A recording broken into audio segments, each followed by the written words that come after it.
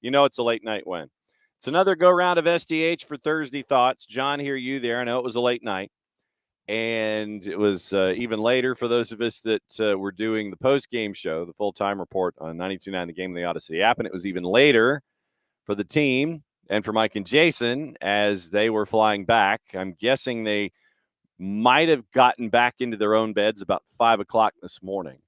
So it is a point on the road, morning Alex, for Atlanta United at Jamal Tiare, 90+2 after a Brandon Vasquez free kick from about 24 or 5 yards out.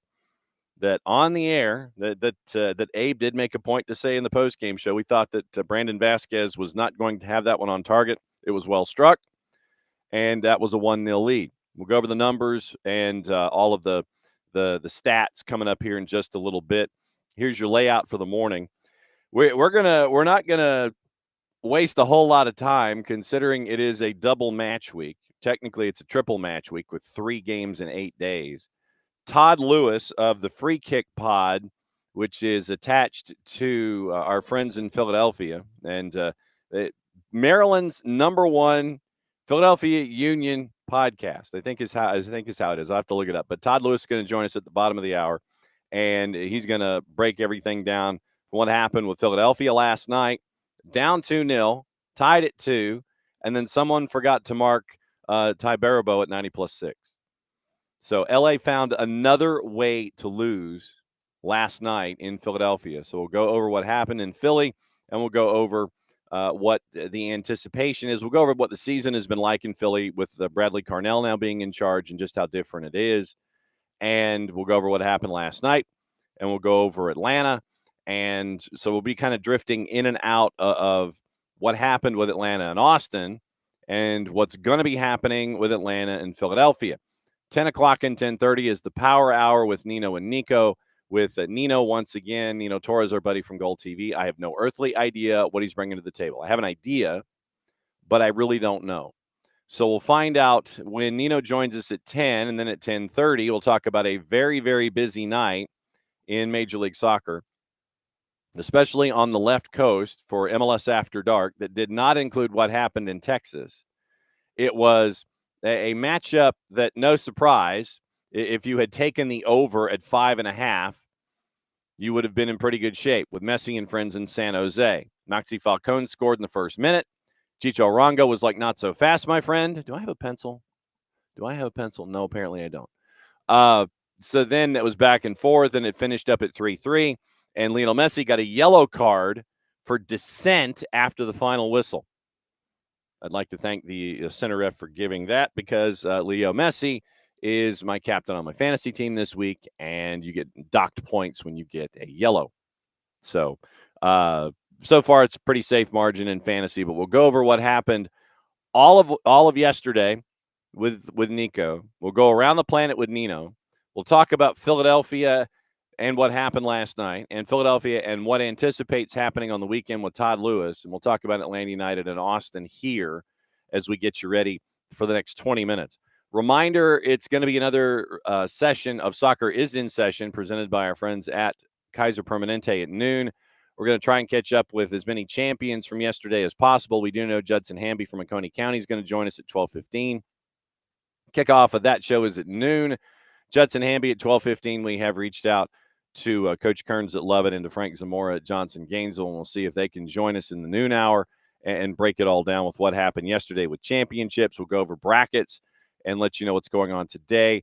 Jarrett and I will be at McEachern for the 6A finals at 5 and 7:30, Walton and Buford, and it is on the boys' side in 6A. It is going to be Campbell and Grayson. So we'll catch up. We'll catch you up with all your brackets. We'll get ready for your matchups, all of that stuff, and it's going to be a busy day on the NFHS network. But like I said, Jarrett and I are going to be up at McEachern giving you the 6A finals at 5 and 7:30. So if you are so inclined and you want to go sit in the sun at McEachern, because apparently, according to our buddy Justin Hanover, you can't sit under the press box because they are addressing some structural issues at Cantrell Stadium and Dorsey Field. So everybody's sitting in the sun over across from the press box. And so that's why you see the stands being what they are, split down the middle at 50-50 on the far side over at McEachern. Jessica Charman was on a part of the call yesterday. She was doing the private matchups. AIS goes back-to-back on the boys' side. Lovett beats GAC on the girls' side. That was probably a bit of a shocker in some circles. But Lovett gets the 1-0 win. Johnson Gainesville gets the 1-0 win against Northwest Whitfield. Talk about all that at noon, and we'll break all of that stuff down, and we'll try and track down coaches and get you ready for what's going on today. Later today on tape that'll be released on the weekend, we're going to catch up with the USLW League Tormenta side and find out what's going on there with their season getting underway.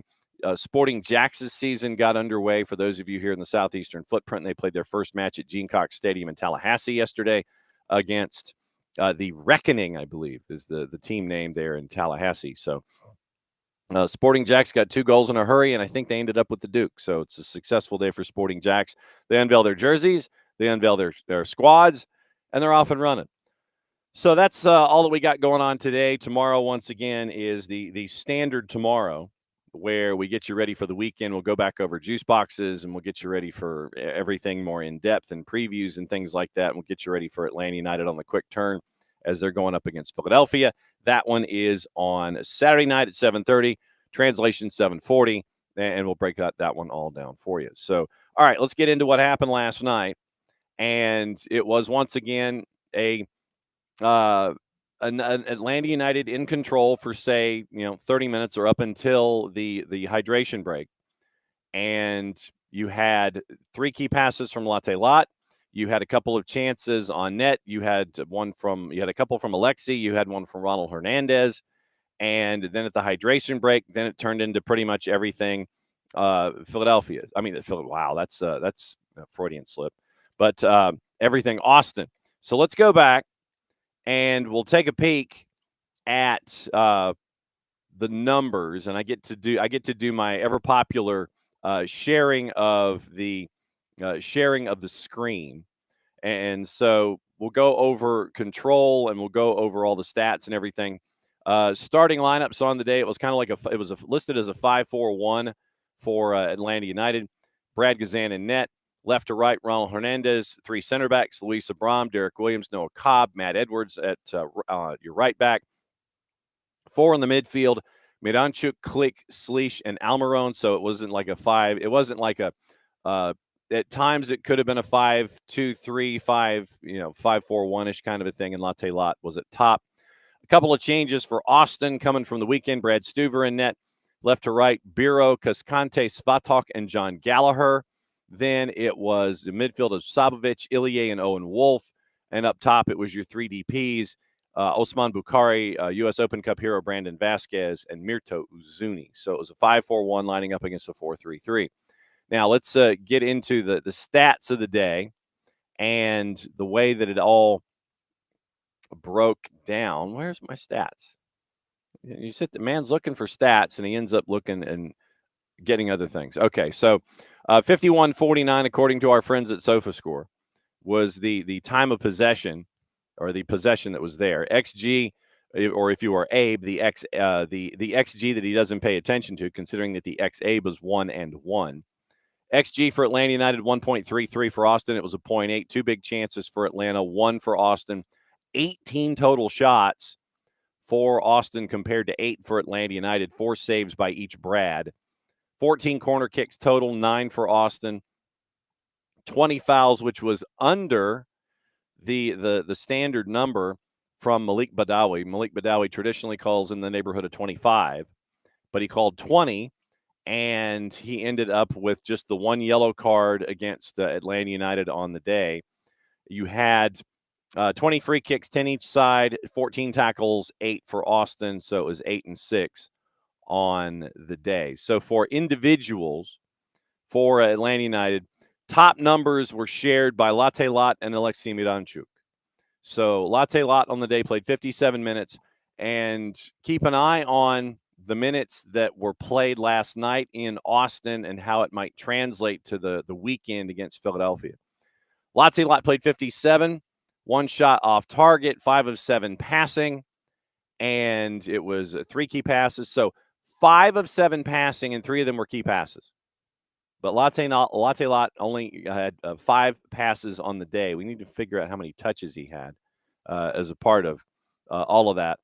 But 5 of 7 passing, 3 key passes completed. 4 of 6 on these aerial duels, and that was it for Latte Lot. Alexei Miranchuk on the day played 84 minutes, and he was 24 of 27 passing at 89%. One cross that was that long switch that created an opportunity. So he had the one shot on target. He had the one shot blocked. One of his 2 aerial duels on the day had the one block shot on his own as well. So you look at Miguel Almiron on the day. Miggy played 90 minutes. And I think that'll be one of the questions heading forward into the matchup against Philadelphia, is that with Miggy having played 90 and then on the quick turn, then do you sit there and as you try to get points on the road, is Miggy on the roster in the game day 18, or is twofold. Is Miggy starting and is he in the game day 18? I would probably say no, yes. If you need Miggy to come in late, considering the minutes and the heat and all of that stuff, I would probably say my gut tells me that Miggy is going to be coming off the bench in this matchup against Philly just because of the minutes and the stress on the body and all that kind of stuff. So 24, 29 passing for Miggy, 2 key passes, the one cross, and it was 2 shots on target, the 1 for 3 on the dribble, 1 big chance missed, and that was when the ball was sent over the top early by Alexei Miranchuk, and he had the run in on Stuver, and instead of turning it out to the left maybe and drawing Stuver further out, it was a straight line, and Miggy shoots it straight into Brad Stuver with his right foot. So it's 3 of 7 on ground duels, and he was fouled once, 2 clearances, 2 picks, and a tackle for Miggy playing the full 90 minutes. Once again, Slish and Click in the midfield. Your 2 holdings. 32 of 39 passing for Bartosz Slish, had the 1 long ball. 5 of 8 on his duels. Fouled twice, 2 clearances, 3 picks, and 2 times dribbled past. Mateus Click played 57 minutes. Keep an eye on that also for the weekend. 21 of 24 passing, 88%. 2 key passes on the day, 1 long ball completed, 1 big chance created, 2 of 4 on his duels. Fouled twice, 1 pick, and 2 times dribbled past. So then once again, your back line, Ronald Hernandez, Luis Abram, Derek Williams, Noah Cobb, and Matt Edwards. Matt Edwards was our player of the match for playing the full 90 minutes and thugging it out, as he said. So I guess that might be the phrase going forward in trying to grind out a result.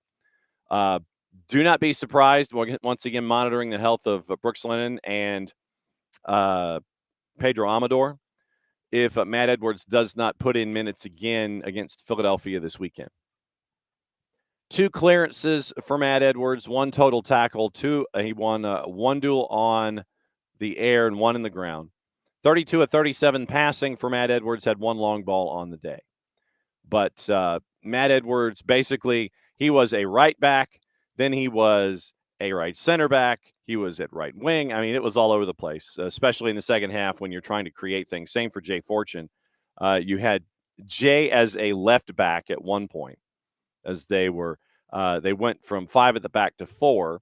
Jay drifted back and from his left back position, he would go left wing, left back, left wing, left wing back, and left back. He literally would be up and down the left-hand side when he came in as a substitute. So Noah Cobb, some of the highlights there. Noah won every duel in the air. He was 4 of 9 overall. He had 1 block, 9 clearances for Noah Cobb. 9 clearances for Noah Cobb. 43 of 50 passing at 86%. 6 of 11 on long balls. Derek Williams, who put in just under 70 minutes, had 6 clearances himself. 2 picks, 1 tackle, 2 of 3 in the air, or 2 of 3 on his duels. 27 of 31 passing, 2 of 4 on long balls for Derek Williams.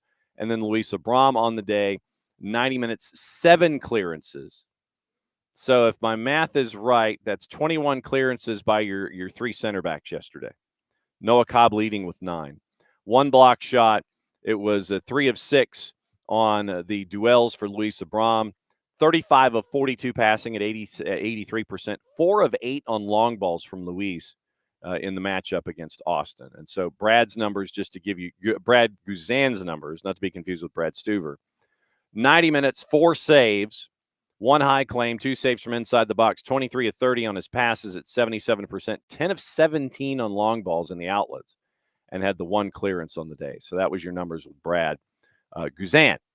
So that was how it was with the starters. Once again, remember, Jay Fortune came in and gave you 35 minutes-ish, came in for Ronald Hernandez, in case you need Ronald to start again on Sunday. So Jay got minutes to keep the engine turned over. Ronald gives you 56. Tristan Muyumba, basically the same thing. He was a part of that triple change. Tristan Muyumba came in and gave you 57. And then Mateus Click ended up giving you 57 minutes. So 57 and 33. So Muyumba gives you 33. Click gives you 57. Jamal the same. It was 33 from Jamal. And then it was 57 for Latte Lot. Saba came in, gave you 20 for Derek Williams, and that was a part of that where Jay Fortune ends up drifting back to be your left back in that back 4. And then Edwin Mosqueda came in for a cup of coffee, handful of minutes taking over for Alexei Miranchuk late, 6+ stoppage. Efren Morales, Will Riley, and Luke Brennan did not play. Keep an eye on them as maybe possibly being the first ones off the bench on the weekend. Obviously, game state has a lot to do with that, but you're looking at how it could line itself up when it comes to the weekend. But just monitoring minutes, monitoring folks, and trying to figure out what it's going to look like against Philadelphia. So we'll keep an eye on that. Now, this is what I wanted to show. I'm gonna do the magical screen sharing thing that I have learned to do and probably drive you crazy. So here is. Now, it's going to be on the left-hand side of your screen for those of you who are watching live on our YouTube channel. But here is the momentum chart off to the left-hand side of the screen. And in the first, once again, 30 minutes or so, you're looking at fairly even distribution of momentum. Austin, Atlanta. Austin had prolonged, except for the one stretch. Then Atlanta had prolonged. And then you end up getting to the hydration break. And then basically from the hydration break until well after the Brandon Vasquez goal. So the Brandon Vasquez goal, it's attack momentum. I get that. So the Brandon Vasquez goal happens at 57. So then probably add another 15, so you get into the mid 70s. Then it's Atlanta United in the ascendancy, as I'm fairly certain that Austin was trying to just figure out how to navigate the heat and get out with 3 points. And then you end up with Atlanta United getting the equalizer at 90+2 when Austin had the momentum when it came to the attack. So once again, there's that one section in the middle from 30 to say 70, I would probably say 65 or 70. You have this long stretch of attack momentum from Austin, and I know that that's what a lot of you are looking at this morning. But Atlanta United, after that, after the substitutions came in, you end up with the fresher legs, and Niko Estevez did not respond with substitutions until later than late, when he was trying to make sure that he could come out of it with a point. And his substitutions didn't start until there were 10 minutes to go. You see Jean Kolmanic and Jader Obrian, they both came in with 11 to go, subbing out for Wolf and Bukhari. Dubusarski came in with 5 to go, along with CJ Fodry, and then Diego Rubio for Mirto Uzuni. Literally, it was a cup of coffee. And so Rubio came in for a couple of minutes because they're getting ready for Vancouver this weekend, and that's why you see folks like Brendan Hines-Ike not getting minutes. But the biggest thing, once again, that momentum that we always talk about, even Steven until the hydration break. Then the long version of Austin being in control, the goal and then beyond, and then Atlanta United taking over in, say, the final 25 minutes or so. And then, so if the goal's at 57 and you sit there and you extend, so like 70, so maybe, 20 minutes to go, you're staring at Atlanta United from, say, 30 to 70, not having any momentum. And then from 70 basically until late 80s, early 90s, plus the goal, was when they had the momentum late. But the bottom line is, at the end of the day, it's a 1-1 draw. Was it pretty? No. Is there a lot to work on? Yes. And so that's what you're staring at with Atlanta United. So we've had a successful edition of screen sharing, I think. I don't know if we successfully used a rope-a-dope. I think, honestly, that's what Austin was trying to do when they had the 1-goal lead, David. I think that Austin was trying to get out of Dodge. And, the mid to high 90s heat and or humidity. The 12-mile-an-hour breeze, I'm sure, was not doing a whole lot of good for anybody, except for those who are looking at it from inside the press box. But it was an adventure. It was an adventure. You got a point on the road. And Bart, to your point, Bart says that Noah was man of the match. Hustled the whole night, tenacity, positivity, still a lot to learn. Love giving him the chance to learn in game. And you take, from Bart's point, you take Noah, you take Matt, and you take Jay as a part of this learning tree that we have with Atlanta United. Young player, young player, young player. From the system, from the system, from the system. And, it was right there with Noah and Matt. And I think that it was with Matt, and literally it was almost was a three-way dance, but you ended up with me trying to figure out among the three of them who it was going to be. Gave it to Matt because of Matt and his continued energy, and it was reinforced. If you haven't had the chance to go back and listen to the full-time report over at 92.9 The Game on the Odyssey app, I would listen to Jason's interview with Matt and how Matt broke it all down, and how I guess, like I said, the rally cry now is to thug it out. And so that's what they were trying to do. They were trying to grind out a result on the road. And it was, one of those where Matt was grinding, Noah was grinding, and Jay was going to give you whatever he could wherever you needed him to be. So it was really cool as we have covered these athletes from the time that they started in the academy and such. So it will be, like I said, it was a tough one, but I gave it to Matt, considering also late in the match when he ain't got nothing left, he is still out there and he is grinding and he's trying to exalt his teammates and push everybody forward into continuing to, try and stay as sharp as possible with only a handful of minutes to go. So yeah, it was a tight call, but I did give it to Matt Edwards. Let me say hi to everybody before Todd Lewis hops in here and joins us. Morning, Alex. Good evening, Bam. Bam is in one of those times of the week where he gets to watch us before he goes to bed down in Australia. Yes, El Trafico is going to be huge this weekend. Absolutely will be. Yes, a team hitting their stride versus a team from Carson. Whew, that's going to be bad. Wow. But, of course, we all say that it might end up being like some 5-goal thriller or something like that. Marco Royce hits a bombasso from 35 or something. Morning, Michael. And morning, Abby. Morning, Pars. And let's see, who else is here this morning? So Bam says A-League Fun and Games start today. A-League Finals starting this weekend.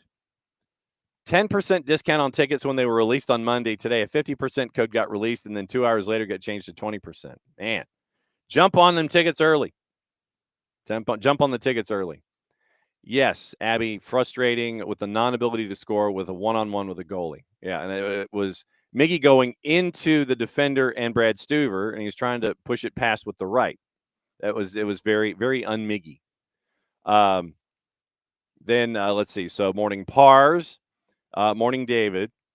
And thank you, Bart. Me and graphics. Just trying to figure out how to get things done and do screen share. All right. We're pushing 9:30. So not that we're putting Atlanta and Austin in the rearview mirror completely, but on a 3 matches in 8 days kind of a thing, we've got to kind of look forward. and this is what we always like to do with our oppo research, as they say in politics. If I remember my political science major correctly, when you're trying to do opposition research, they just called it oppo research. And so now it's time to do some oppo research. Our buddy Dave Leno is calling the ACC Track and Field Championships, so he won the toss and deferred. And this is where we bring in Todd Lewis from the Free Kick Pod. And Todd, first and foremost, you've been a busy man this morning. You were like off and running at 8:30 with your programming. Welcome aboard.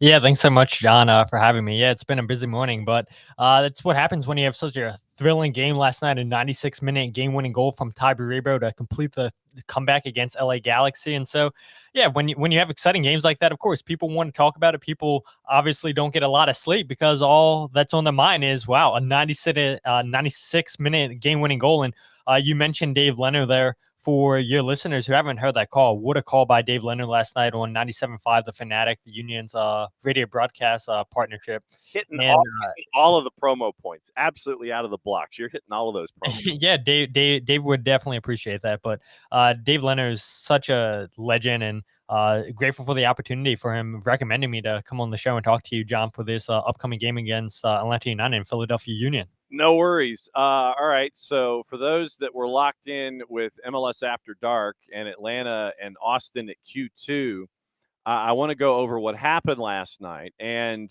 we were stunned. I was pulled into pre and post game duty. And it was looking at the grid, and we're sitting there saying, okay, score here, score here, score here. Holy crap.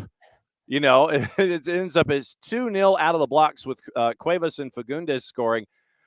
We'll run through it 45 minutes at a time. So the first 45 minutes, LAG has surprised, I'm sure, everyone on this and every other planet in the solar system, putting 2 goals on the board. What happened? Yeah, I think even those Philadelphia Union players would have been stunned too.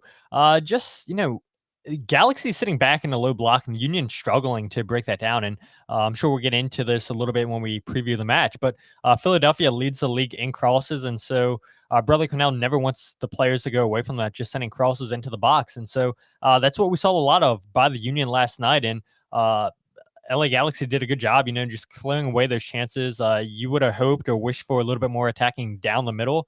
And that never really came in the first half. And 2 chances for LA Galaxy and 2 goals for Galaxy. They turned the Union over in transition from the Union going in offense. And now they're quickly transitioning to defense for the first goal.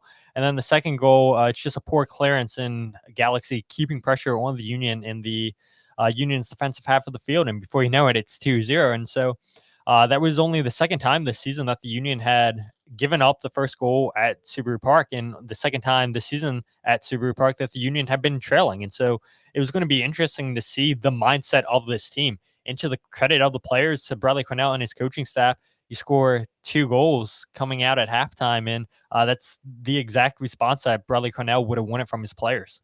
Yeah, and you mentioned those 2 goals that broke it down. It's like you turn away from halftime. It's like we're doing the show and everything. It's like, okay, so we start the pregame show and it's 2-0. We go to halftime. We say it's a halftime and it's 2-0, and the world is shocked. And then all of a sudden, right at the end of our pregame show, it's like, and it's 2-2, and the world has come back to normal. And now we're waiting for what's going on with LAG. You get that kind of a response, and we're to the point now, and I'll discuss this more with Niko Moreno in the 10:30 segment, where we kind of take the tour of Major League Soccer, where LAG, to me, I don't know if they can find any other ways to lose. I don't know if we're trying to encourage them finding other ways to lose to get to 0-10 and 3 and beyond. But the black cloud is there. Schleprock is there. It's droopy dog. It is just everything where you're just kind of sitting there going, man, how's it going to happen?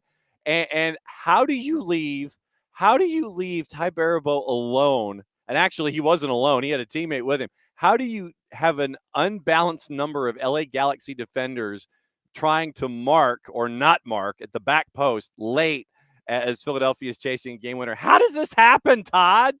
Yeah, I guess, you talked about it. This is a bad LA Galaxy team. Gets beat or humiliated by Red Bulls over the weekend, 7-0. The historic numbers for this team where they are off to the worst start ever in MLS history for a defending team. And just when you think it can't get any worse, it gets worse, where they defend so well in the first half. It's so crazy. It's like, what happened? Like, you guys had a strict game plan in the first half. You guys executed it well. And maybe it's a credit to Bradley Cornell and his coaching staff for tinkering with things a little bit and just having that belief in the players to go out there and get the job done. And I think maybe a little bit of a pissed off emotion from the players for, okay, we shouldn't be down 2-0 at home. This is a really bad LA Galaxy team. And yeah, maybe it's just a whole bunch of different mix of emotions. But like you said, I mean, 96 minute, you give up a goal at the back post. You know the Union are going to send in a cross there. They've been doing it all game. And you decide, okay, I don't know how to defend a cross this time. I mean, wow. I don't know if we'll ever see anything like this ever again, John. A team, a defending MLS champion, be this bad. Yeah, it's Yamane ends up with Mika with Yamane face the week before in the loss to Sporting, where that turns into its own GIF and meme and everything, and now you have what happened last night. So is it just something as simple as being pissed off? Do you think it's like we shouldn't be down 2-0 and they flip the switch and they're like, all right, yeah, we're gonna take care of this crap right here and now? Yeah, I do think it is a little bit of that. And I'll remind your listeners a couple days before this game, the Union were winning late against Columbus Crew 2-1. They gave up a late game tying goal in the 93rd minute, I believe it was, off of a set piece. And so I think, wow, this team was so close to beating one of the best teams in MLS and Columbus Crew. And now instead of beating them, now it's been 5 straight games in all competitions that the Union haven't had a win against Columbus Crew. And so they were so close to finally getting over that line and beating the Crew. And then they give up that late goal. And so, yeah, that has to sting a little bit. And then to go down 2-0 against LA Galaxy, it's like, what is happening here? Yes, we've taken care of the teams that we're supposed to beat, your Atlanta United, your DC United, your Montreal. And that started a 3-game winning streak for this team. And the momentum's back with this team. And then they go into penalty kicks against Indy 11. They come out, have a good response against Columbus. And then you go down against Galaxy. And it's like, wow. Those 3 wins we had against Atlanta, DC, and Montreal, was it all for nothing? And credit to the team, credit to the coaching staff for coming out here and correcting the issues against the Galaxy and coming away with all 3 points. So, Bradley Cornell, from your perspective, how different is he and his style inserted into the Philadelphia Union way that we were used to seeing with Jim Curtin? Is it a twist? Is it a tweak? How much of a twist or a tweak is it? How different are things systemically with Bradley Cornell in charge as it was in the past? Yeah, it's pretty different, I would say, for multiple reasons. And I guess the number one is Jim Curtin had said it the last couple of years that they really didn't have the players to play the pressing style that Ernst Tanner wanted. You would remember in 2019, 2020, the Union were nonstop pressing. And a big part of that was because of Brendan Aronson, who's now with Leeds United. And so the Union just didn't really have the personnel the last couple of years to continue this pressing. And to Jim Curtin's credit, you know, he switched up tactics a little bit to the strengths of his teammates. I know, players, wild concept, I know. But Ernst Tanner wasn't happy with that style of play because he said, this is what I came in here to build us as a pressing team. I want us to play pressing nonstop. And that's what Bradley Cornell's brought here. And I've had questions all season, you know, is this sustainable throughout the season? In 13 weeks through MLS, it seems like that is the case. And one thing that Jim Curtin would never do is use his bench. And to Cornell's credit, he's not afraid to go to the bench and use 5 substitutions a game. You'd be lucky under Jim Curtin if you got 1. And so I think that's probably the biggest difference between Jim and Bradley Cornell is that it's nonstop pressing with Bradley Cornell's teams. And then you have the use of your bench. And so with those 2 things, having that trust and belief in your players, whether they be the starters or the guys on the bench, I think that instills all the confidence in the world. And when you have a coach that says, hey, look, I'm not going to start you this game, but you are going to play a role coming off the bench. It might be a minute, it may be 15 minutes. You're going to have a role to play. And I think that instills so much confidence. And again, you can tell, and I just talked about this on my show, that if there was any questions, if this is still Jim Curtin's team with a lot of his former players, with a lot of his coaching staff still here in Philadelphia, well, last night ended all those doubts because Bradley Cornell had a way that he wanted to play. They kept coming in with crossing. And they eventually found the breakthrough through LA Galaxy, scoring 2 goals in 2 minutes against Galaxy in the 48th and 50th minute. Then you get that late game-winning goal. this is 100% a Bradley Cornell team, and this team is fully bought into the way that he wants to play. Todd Lewis from the Free Kick POD hanging out with us for a bit of a preview with Philadelphia Union as Philly comes to town. The lineup that was there last night, at least to start, before you start getting into swaps and things, it was Rick in net, backline, Wagner, Harriel, Glesnes, and Westfield, midfield, Sullivan, Danley, Lukic, and Vasilev. Indiana Vasilev, obviously there are folks in our footprint that have followed Indy's career from his time in Savannah and Statesboro to all caps and Tormenta, and now they're in Philly. And then Damiani and Barbo up top. How much rotation are you anticipating coming into the weekend with this being the third match in an 8-day period? I'll be honest with you, John. I thought there was going to be a rotation last night against LA Galaxy. So this was the first time since weeks 3 and 4 that Bradley Cornell has put out the same consecutive lineup. And I thought with a game that the Union put so much on the line against Columbus Crew that I thought we would see some rotation. And I would imagine there's going to be rotation against Atlanta United this weekend, especially with playing on turf. But I don't know. I mean, Bradley Cornell is full of surprises, and he told us a few weeks ago that you can expect rotation with the forwards every single game. And he doesn't change the forwards last night. Goes with the same exact lineup that he did against Columbus. So I don't know. I would like to believe that we would see some sort of rotation. I think maybe the biggest thing or the biggest question is, will Andre Blake finally be in goal for the Philadelphia Union? He's been dealing with a knee injury. Bradley Cornell had told us that there's just fluid buildup in that knee, doesn't feel comfortable. Blake, that is playing yet. And if that is the case, why risk it on turf, right? And so Andrew Rick hasn't been horrible in goal for the Union, just made his 10th MLS start, got a homegrown deal last year with the Union. And so, yeah, he's a raw goalkeeper at the MLS level, but he's been playing consistently the last couple years with Union 2 down in MLS Next Pro.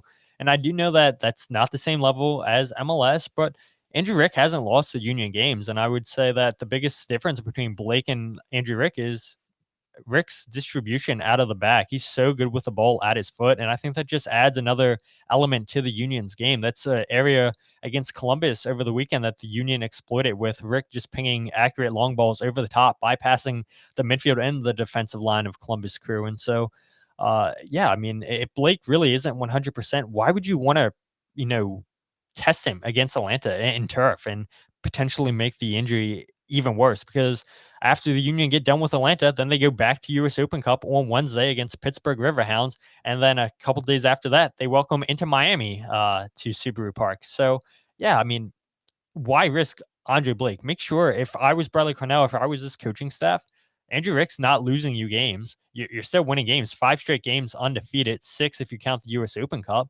So why not keep rolling out Andrew Rick out there until Andre Blake's 100% healthy? And in a few hours, we'll find out what the latest update is on Andre Blake. I wish I had an update for you, but as of right now, I'd imagine Bradley Cornell is going to say he's questionable. Yeah, well, or day to day, and we sit there and we go, yeah, aren't we all? Yeah. And so you have Andre and Andrew, and you mentioned the differences with Andrew, and we are familiar with Andrew with the time that we cover MLS Next Pro here at SDH, where we've seen what Andrew brings to the table. And you mentioned his numbers last night: 10 of 15 passing, 3 of 8 on his long balls, and so the distribution definitely something to look at when you're staring at Andrew. So when you bring in the newer players that have come in this season, you look at Danley, you look at Lukic, you look at Damiani, obviously Vasilev coming from all caps because of the time that he spent with Bradley Cornell. How do you think those newer acquisitions have integrated into the folks that are there, with Bradley Cornell also coming in as an import to be your head coach? Yeah, the pieces have been tremendous for the Union.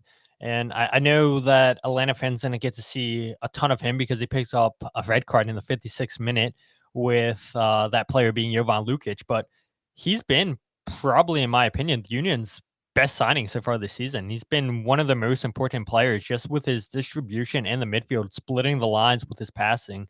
And there was a lot of questions within the Union fan base, different people in the media, not knowing too much about this guy, just looking at his career in Europe, going from different teams, different divisions in Spain, in Serbia, and then going to Austria where he didn't play at all. And so people weren't really sure what they were getting in Jovan Lukic. And since his first day here in Philadelphia, he's looked to be one of the best players on the team. We've seen him score a couple goals this season, but for me, it's just his distribution, his passing, breaking the lines down. And it's a shame that the Union didn't get to get 90 minutes of him against Atlanta a few weeks ago. But I guess it didn't matter when the Union won that game 3-0 single handedly.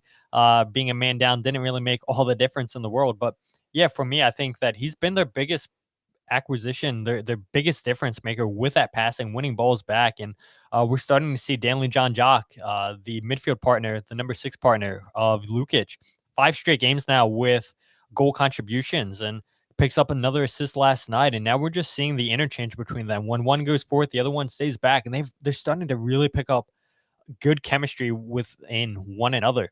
And that's not what we saw at the beginning of the season, where it would be more so Lukic pushing up into the attack with Danley sitting back. But now, the last couple games, they found a really good understanding where, okay, if I push, you stay back, where they both push sometimes at times too, just adding that pressure. Bradley Cornell had told us a couple weeks ago that, yes, a Red Bull solid team wants to hit you on quick transitions. They don't typically have a lot of the ball, but Bradley Cornell believes in the possession quality of this team. If there's moments in this game where they have to have the ball for 5 minutes, he trusts his players to be comfortable on the ball and break you down. And a lot of that starts with Jovan Lukic there in the midfield.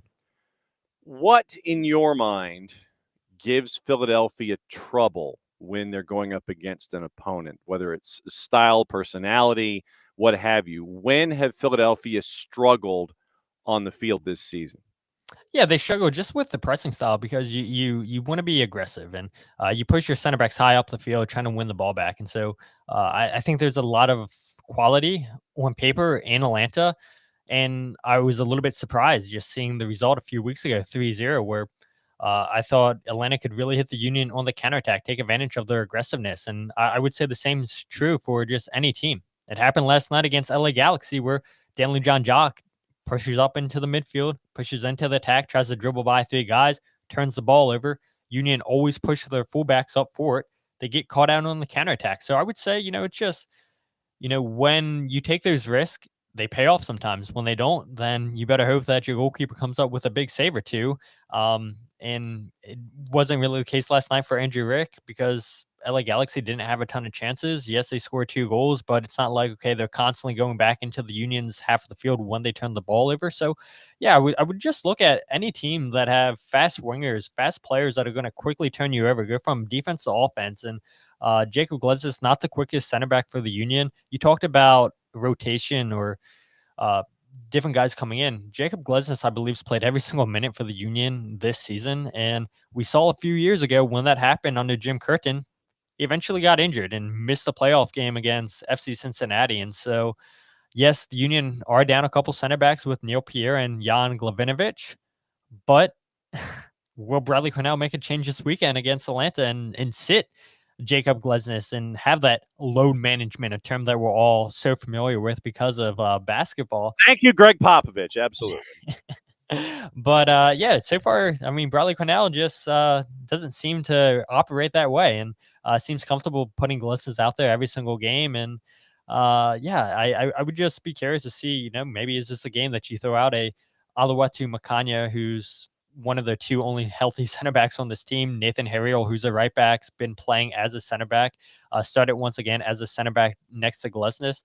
Does Cornell change up the center back pairing against Atlanta? We shall see. But yeah, the Union just pushing up high, getting caught out, being over aggressive, and then teams sitting on the counterattack seems to be the biggest weakness for this team so far this season. But like I said, that's to be expected when you're wanting teams to be aggressive, when you're telling your center backs, your fullbacks to push up, and you want to make teams uncomfortable in their own defensive half of the field. Of course, you're going to give up chances here and there. Hit the promo for me. So folks that want to catch up with you and the Free Kick POD, how do they do it? Yeah, you can follow the podcast on Twitter, Instagram, or Facebook at Free Kick Pod. You can check out the YouTube channel, youtube.com, live every single podcast. And then I do goals breakdown videos where I break down the goals from the games, whether it be goals that the Union concede or score themselves. So I do that for every single game. That should be coming out later tonight for the LA Galaxy and Philadelphia Union game. And it is nice having a lot of fans from different teams just leaving nice comments and appreciating the goals breakdown. Because yeah, we're not going to keep it biased and just share the goals that the Union scored or the chances that the Union scored. We're going to share the whole plays over there. So have a lot of fun putting those videos together. And then if you want to check out my writing or the podcast or the goals breakdown video and all in one place, check out thefreekick.substack.com.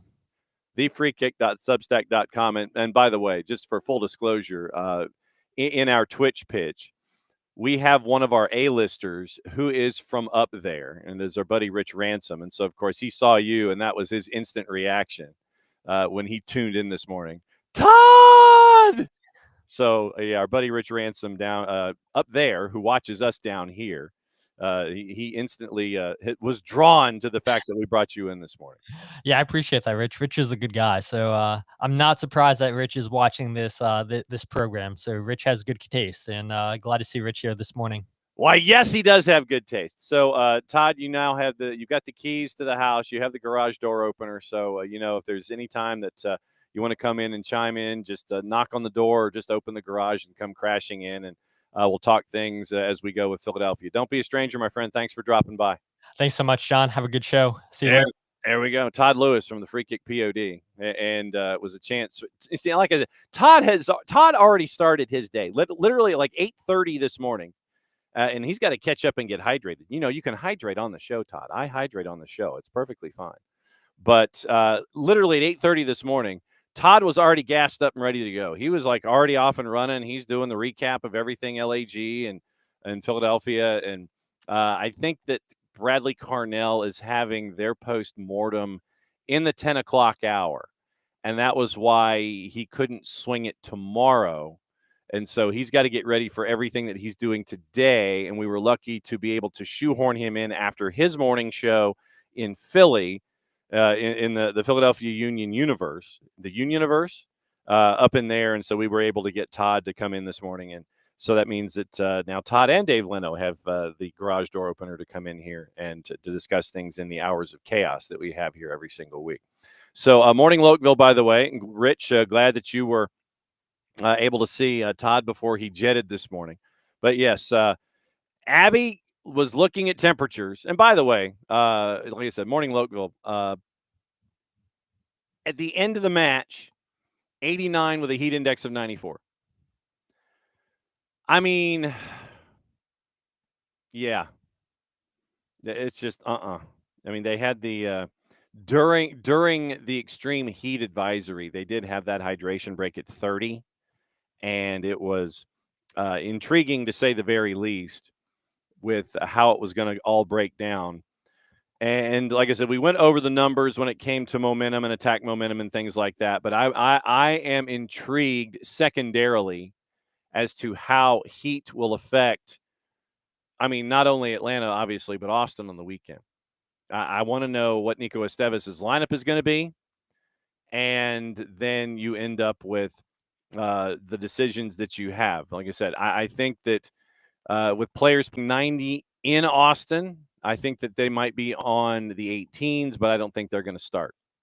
But it will be the $90 question is going to be, what is it going to look like for Atlanta United with everything that's lined up? And Abby, I think, yeah, to your point, Abby's making a point about when the hydration break happened in the 30th minute. Make it at the midway point. Somewhere in there instead. And I don't know why they think, 30 is the place to do it, because what you've done is you've gone 30 minutes and then you have your hydration break and then it's 15. Instead of hitting like a midpoint and then pursuing it from there, you go 30 minutes and then you kind of come, you kind of gotten adjusted to the conditions, you hydrate, and then it's 15 minutes and it takes the engine to get ramped up. You're trying to get to the half and you're just kind of like, okay, get to the half, you get to the half. So, but no, Abby, with you, I think that they probably have hydration breaks somewhere in the neighborhood of 22, 23, 25, somewhere at that point. But yeah, to their favorite club playing in the conditions that were there in Austin this weekend, what it's, keep an eye on Atlanta with what it's going to look like, else that's attached to it, to see what it isn't going to look like. So we'll keep it is one of the leading into the end. involving specifically they Philadelphia coming to town. But thanks to Todd for coming. So that's where you David with Matt breaks 90 minutes, 93. Yeah, so 30, 60. Well, at 90 minutes, you're done. It should be at the quarter pole, shouldn't it? It should be. Because the third break is the end of the match. Because if you had a break, it would be like at 30 and 60. Sure, 30, and then you get in. And then 60, you play for another 30. But your third break would be at 90, and you're not done. And then you'd have a break at 90 minutes, and then you have how many minutes the fourth puts up on the light board. Wouldn't it be better at the quarter pole? It'd be better at the quarter pole, wouldn't it? I think so. Rich. You know how to fix hydration breaks? Move to a winter schedule. Yeah, but then you have venues that you wouldn't necessarily be able to play in. Referees intelligence. I have none. I have no referee intelligence. But yes, and so yes, Abby, half of the half. Yeah, I could just see, with David's philosophy, if that happened, you do it every 30 minutes. At the 90th minute, hydration break. What? You have a hydration break in the 90th minute? Wait a second. Team's starting to roll. They've got all this momentum. They're trying to either get a go-ahead goal, or they're trying to get a comeback. 90th minute, tweet, hydration break. You're like, what? That'd be pretty funny. A couple of promos before our buddy Nino Torres joins us here to take the tour around the planet for the topics of which I have not seen, and we'll find out what's going on. Obviously, we'll talk about the derbies that happened in Portugal that Nino got to call last weekend. And if you have a chance to watch GOLTV, however you can access it, please do, because Nino gets to show in these rivalries. It's just it's fun to see how he navigates it. So it's always fun to check out Nino when he calls things on GOLTV. We're probably going to talk the derbies in Portugal, probably talk Libertadores, probably talk Champions League, probably talk about El Clásico with Real Madrid and Barcelona, which was just off the charts crazy. And so that's what I'm guessing. I have not seen the topics. We will all see them together when Nino Torres jumps in. Once again, quick reminders across the board. You can go to Olive and York and get our jersey. Presented by our friends at Kaiser Permanente across the front, Beyond Goals on one sleeve, Soccer for Good on the other.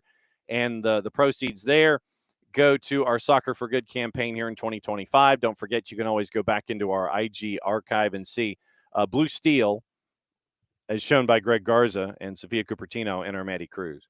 I imagine that Maddie is probably still wiped out from last night because she and the Hoff had the unified match after the first team match.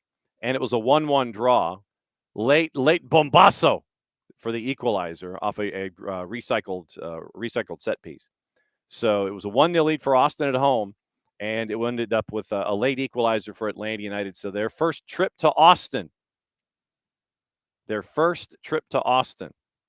And you end up with a 1-1 draw. So there you go. Morning, Nate. Nate McCreary hanging out with us. Come on, you Spurs, injuries galore. No doubt about it. Let's see, what else? Grady Baby Co. Don't forget to get the Soccer is Just Better in Atlanta sweatshirt. You can get it in red. You can get it in black. And the Gold Embossed Soccer is Just Better in Atlanta. You go through Grady Baby. Proceeds there help out middle school soccer programs attached to Atlanta Public Schools. You can do that.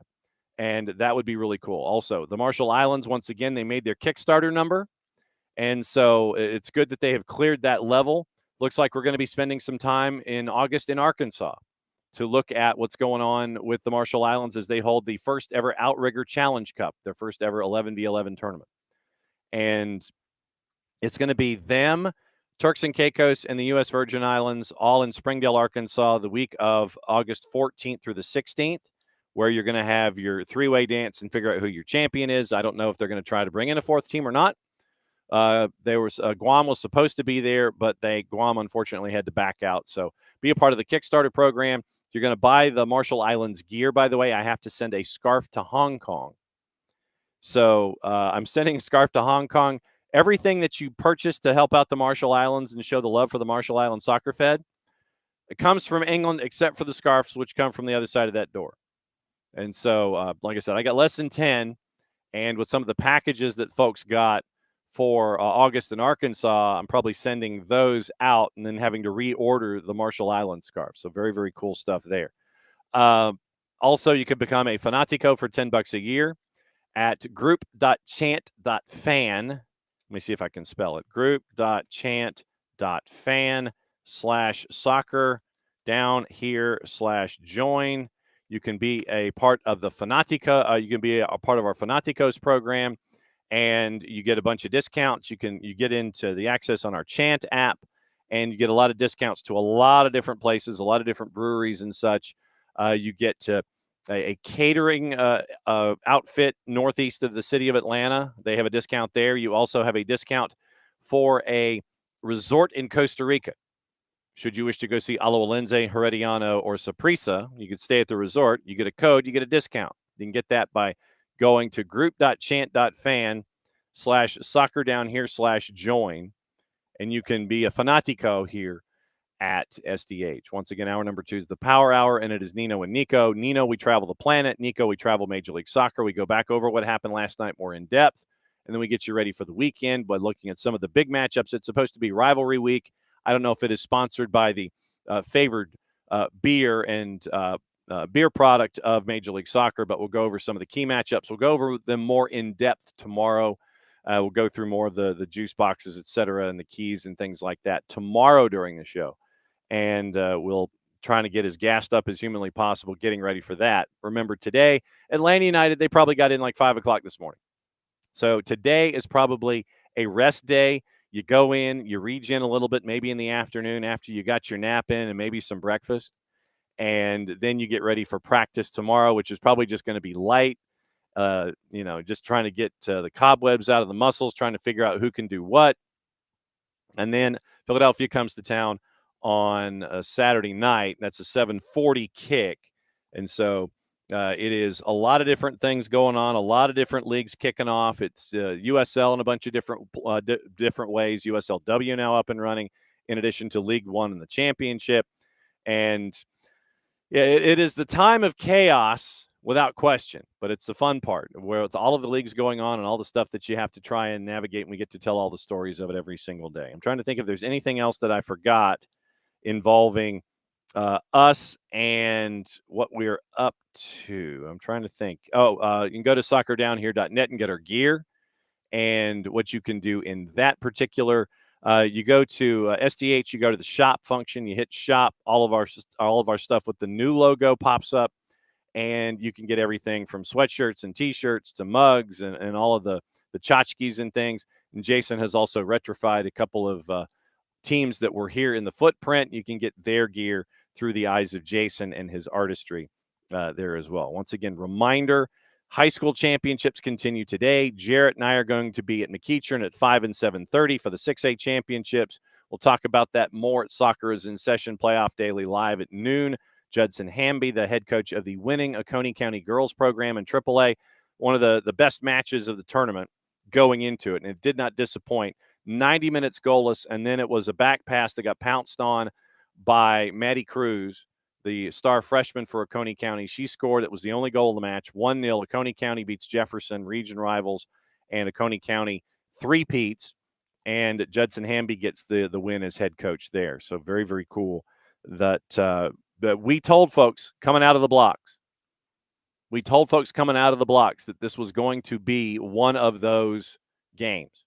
Jefferson and Oconee County in AAA, we knew it was going to be that way. One of the best ones, regardless of classification. You've had a lot of tight games so far. You had Lovett beat GAC girls 1-0. AIS won yesterday, and I think they won. It was another one-goal win for AIS as they knocked off Whitfield Academy. 1-goal win for Oconee County over Jefferson girls in AAA. 1-goal win for Johnson Gainesville over Northwest Whitfield on the boys' side in AAA. So you've had a lot of close matches so far. Schedule expands to 3 venues today, and we'll go over those matchups in Class A and in 6A, and we'll get you ready for all the matchups across the board at the NFHS Network, where we are all going to be there in some form or fashion because Maddie and Jason have to rush to Duluth because I think it's the 4A championship that they're going to be calling later today. It is hour number 2. And we know that means one thing and one thing in particular. That means that there are things that I have to look at on my phone that I have not seen. I always see this picture of the boss that's on my phone because that's my screensaver. But when I open it and give the code, that means that someone has given me topics that he wishes to discuss. Who is that individual, that you may ask? It is someone who probably got more sleep than the rest of us. It's our buddy Nino Torres from GOLTV down in Lima, Peru. Yellow. How you doing? Yellow. Soccer down here, fans. Nino Torres with you today. Excited, all pumped up because of my beloved Universitario pull up another victory in Copa Libertadores. 3 games in a row without dropping a loss, and we're still alive in the title race. And that's why I'm going to drop something here for you. Uh-oh.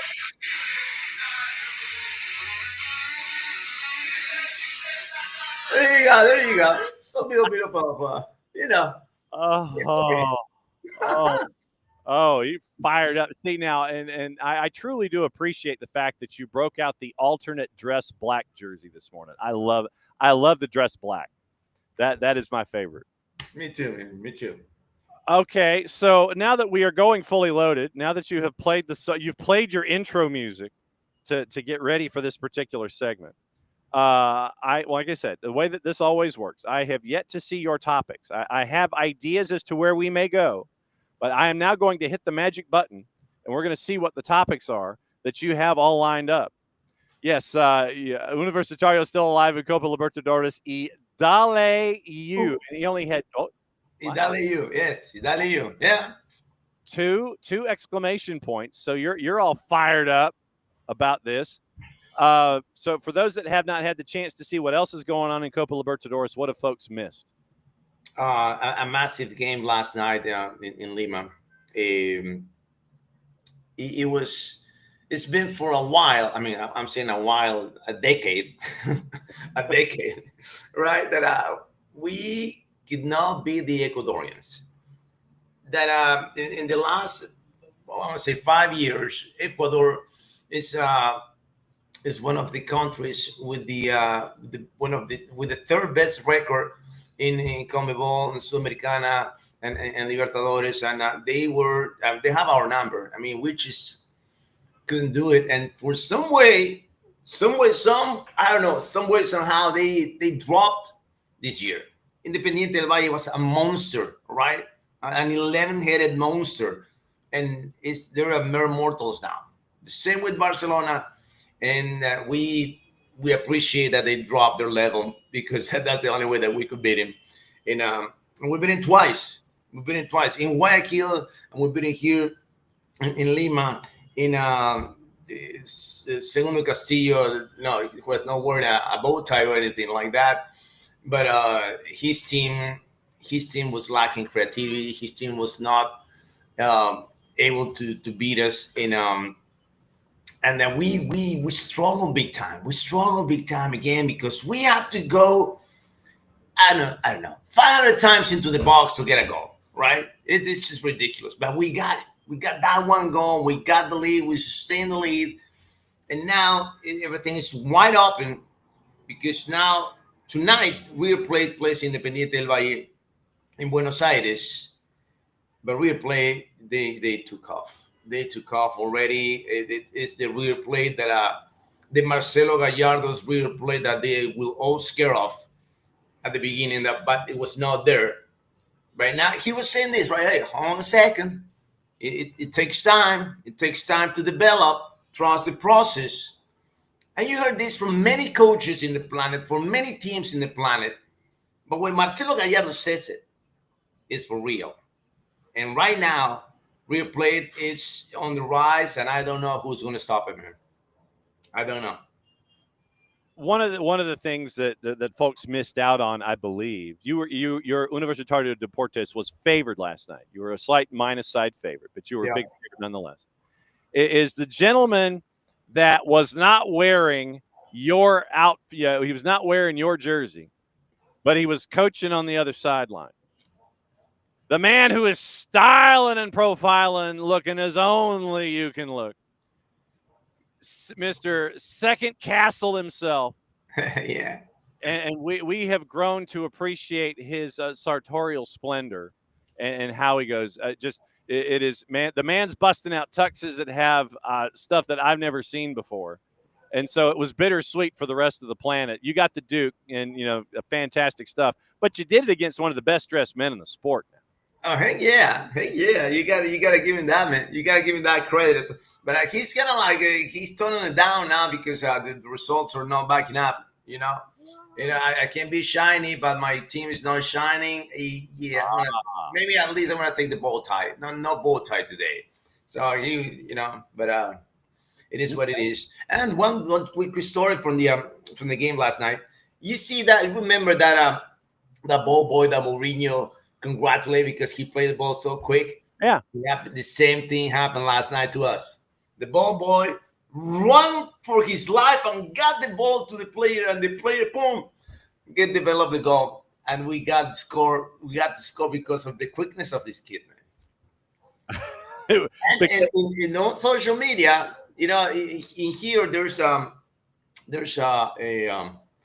electronic payment, right? You get your phone number and you get money, and it's called Yape here in Peru, right? It's the most popular one.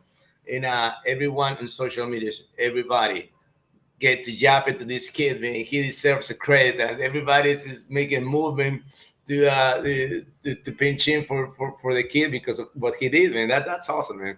Very cool. Last night, Botafogo beat the Estudiantes 3-0 as a minus. Racing Club beat Colo Colo 4-0. Sao Paulo and Libertad, that was a draw at 1-1 at a plus 256. And then we mentioned what happened with Universidad de Deportes over Barcelona of Ecuador 1-0.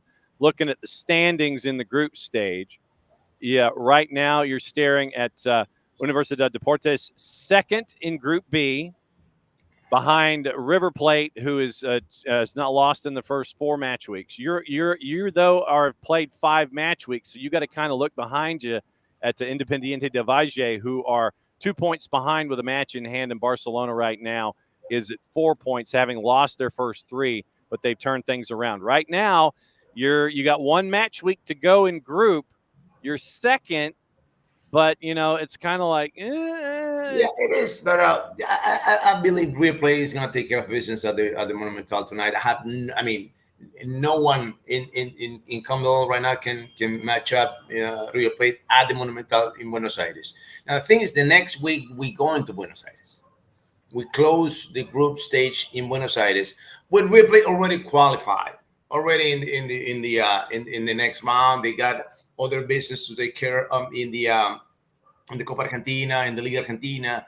So maybe, but the thing is that Independiente and Barcelona are gonna play in Quito, right? So a draw will put us through. Mm-hmm. Even if we lose, we go through. Mm-hmm. A draw between Independiente and Barcelona. But if Independiente wins, now we go into the goal differential, and then we have to scratch a point from Buenos Aires, and it's gonna go down to the wire, and it's gonna go down to the wire in that one. And you mentioned Racing there. Is Racing my candidate number 1 to win it all? Wow. Listen to that. Yeah. No Brazilian team wins this season either. No Brazilian team wins it this season. Wow. Yep. I mean, you're looking at Racing right now, 3-1-1 after match week 5. They're at 10 points, 2 points clear. Fortaleza in Group E. Palmeiras is leading Group G. They're blowing everybody out in their group. Yeah. Vélez Sarsfield and Peñarol, they're the top 2 in their group. They're going to be the top 2. You just don't know the order yet with 1 match week to go. You've got Sao Paulo and Libertad Asunción. Right now, they're going to be the ones out of Group D. You're trying to figure out who that third team might be for the wild card spot. Cordoba and LDU Quito, they're going to be like the ones coming out of C. And Universidad de Chile, Estudiantes, and Botafogo are in a street fight in Group A. That's going to come down to the last match week without question, because Universidad de Chile plays Botafogo, and Estudiantes plays Carabobo. So it's looking Estudiantes. It looks like they may end up getting the win out of Group A, and they might be able to pile it on because Carabobo's only scored twice in 5 matches, and they've given up 11. So it might be a chance for Estudiantes to advance and get it done on goal difference if it comes down to it. But I like Estudiantes in Group A just because of who they end up having to play in the next go round. So that is my dime store look at how it might shape up. Today, you got 3 at 6 o'clock Eastern, 2 at 8:30. Internacional favored on the road at Nacional. Palmeiras, big favorite at home against Bolivar. Talleres Cordoba, big favorite at home against Alianza Lima. Then your nightcaps, Flamengo, big favorite at home against LDU Quito. River Plate, a big favorite at home against Independiente del Valle to -294. So that's what you're staring at in the group stage before. And out of those teams, Johnny, I gotta give you one more that I like a lot because they were able to turn around the season big time, and that's Peñarol. Peñarol was horrible in the local tournament. I mean, horrible. In the struggle in the Copa Libertadores, they made a comeback, and they made a marvelous comeback yesterday with Leo Fernandez turning the game around against Olimpia, who, by the way, got the coach from Universitario de Deportes. Bustos went from Universitario to coach Olimpia. Take that, Bustos. Why you left us? Why? This is what you get for leaving us. So back to Peñarol. Leo Fernandez, listen to this. Out of the 8 goals that Peñarol scored in the Copa, 6 got the signature of Leo Fernandez assisting or scoring. 6. He was part of 6 goals from the 8 that his team scored. Monumental again, Leo Fernandez, and I think Peñarol is going to make a deep run this season too in the Copa Libertadores. So we will get to more involving Nino Damas coming up in a bit, but you wanted to shift over to Sudamericana, where we have group stage. Last night, Vitória won as a favorite on the road. Cruzeiro beat Palestino at home as they were favored. Draw between América de Cali and Huracan. You have 5 matches today. Independiente, big favorite against Guarani. Corinthians, big favorite on the road at Racing Montevideo. ATLUTD is big favorite at home against Caracas. Cienciano favorite at home against Deportes Iquique. And Once Caldas, massive favorite at home, obviously, against GV San Jose. But you, sir, wanted to continue to discuss one particular team that is doing really well. Yes, sir. And that is Mushugruna, El Ponchito. Yes, out of Ecuador, out of the indigenous community in Tungurahua. Yes, that's where they're coming from. Undefeated at the top of the group. They beat Unión de Santa Fe away, and they're looking so solid, man. They're looking so solid on this Copa Sudamericana, and they might be the dark horse in this competition. Would it be that awesome, Johnny? Mushugruna, champions of Copa Sudamericana. I know it's a long way to go, right? But there'll be the beautiful story. And the reason why Mushugruna is at this moment now, okay, is because I believe that they are the team in Ecuador that they got, alongside with Independiente del Valle, the best scouting in the entire Liga Pro Ecuador. Every other year, they got the striker. They got a striker out of nowhere, right? They got a striker out of, we're going to sign this kid from, from 3rd division in Paraguay. Okay. Boom, leading scorer in the Liga Pro. What happens? The big teams in Ecuador, they don't leave Mushugruna to finish the season with their striker, right? We were talking about Jonathan Baumann. They got him from, I don't know where he came from, but 12 goals in the first half of the 12 goals in 16 games. They got the other kid. I forgot his name. Jesus, they got like 3 strikers in a row that they sign him, and halfway through the season, either Barcelona, Emelec, Liga, or Independiente del Valle snatch the striker from them. Every single year, they're looking so serious in the scouting department that they got these kids that they got these names. I mean, they got these names from Mushuruna. You don't know. They got this Penilla, Miranda, Caicedo. Who are these guys? But they're getting the job done. And there's one guy that I highlight here. It's Steven Tapiero, the red-headed. He looks like a rock star from the '80s, and he's the core of the soccer operations in Mushuruna. He's a center mid that he can defend, he can deliver, he can assist, he can do everything. He runs the show for Mushuruna, the Colombiano Steven Tapiero. That is a tremendous player, man. Tremendous player. I'm surprised that they didn't snatch a player from Mushuruna, man. But he's the man. And we have, and we can thank Jason for this, is when we used to have our Monday night show where we go soccer over there, we would follow Mushakruna, and we would, and Jason was the one that brought Mushakruna to the table as one of those clubs that we needed to follow just because. And right now they're 6th in the Equibet Liga Pro out of the 16 that are there. All right, so topic number 3. When Nino was right, episode 789.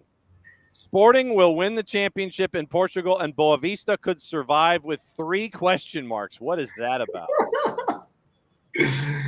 Since day one, I said that Sporting was going to win the season, right? Since day one. All right, at the beginning, everything was perfect, right? With Ruben Amorim running the show, 11 victories in a row. The team was a machine. Then Ruben left. Then Joao Pereira came in. He couldn't do it. He got scared. He almost ruined the process. He almost ruined the season. And they said, all right, you know what? Just thank you for your services. You got to go. Boom. 3rd coach. 3 coaches in one season. Where do you see this with 3 coaches in one season getting the championship? I've never seen that one. Then Rui Borges came in from Vitória Guimarães. And his style was a bit different, right? A bit different. Not shiny, not explosive as Ruben. But he understood that with the elements that he had, with the personnel that he had, I can do something with this. All right, I think I can manage the ship to go to the finish line in first place, because they only lost once the number 1 spot in the twice out of 34 weeks. In 2 weeks, only in 2 weeks, Sporting was not number 1. All right. But then came the derby. It was toe-to-toe with Benfica. Mm-hmm. Went to Estádio da Luz, and Rui Borges said, "You know what? I'm not gonna knock out these guys. I'm not, but I'm gonna get the points. I'm gonna get the points. They punch first. They scored within the first 4 minutes, and then we got the lead. Come get us. Come get us, baby. I know it's your house." Man, I'm the owner of this house right now. I'm running the show here, okay? And Benfica they couldn't do it. Benfica got flustered. There was no clarity. Di Maria, he was not the Di Maria that they were expecting. He was resting for 3 weeks, getting ready for this game. But when he came in, he was not the Di Maria that they wanted or they were expecting. Yeah. And they couldn't figure it out. They just couldn't figure it out. The massive defense overloading from Sporting ate alive the offense of Benfica, and they got to come up with this marvelous play, individual play from Maginis Pavlidis, leaving 5 defenders on the floor to assist Artukoglu to get the equalizer. That was the only way. One magic trick from a marvelous player that is Pavlidis to get that goal. Because without magic, I mean, I don't think that they could ever get that goal. It was Sporting. They were so solid. They were so solid defensively, and they were not that focused into attacking Benfica. That they were focused on prevail. Right? We got the lead. All right, they got the equalizer. Right? We're not going to get crazy. We're not going to go and score again to get the 2-1, to get the victory. No. We're fine with the point, brother. We're fine with the point, because after this, if we come up with a point out of here, we go to our stadium, to the Alvalade, to close the season and to win the championship at home. And that's exactly what they did, and that's exactly what they're gonna they're gonna win the championship this Saturday. The first back-to-back titles in 52 years for Sporting. It's not there. It's not done yet, but I know it's gonna be. It's gonna be done. I know it's gonna be done in that game. All right. I was going to say, so you're doing that one, right? Yeah, of course. Okay. So your juice boxes, you have 2 matches tomorrow. Famalicão favored at home against Casapia, and I got that one too. And Rio Ave is favored at home against Gil Vicente. Both of those are at 2:00 tomorrow afternoon on GOLTV. Everybody else is at 1:00 Eastern time. Yeah, everyone's going to play at the same time. Yeah. On Saturday. AFS favored at home against Moreirense. Aruca favored at home against Boavista. We'll talk about them in a sec. Braga, big dog at home. Benfica's a -175 traveling to Braga. Estoril, slight dog at home, hosting Estrela, who's a +156.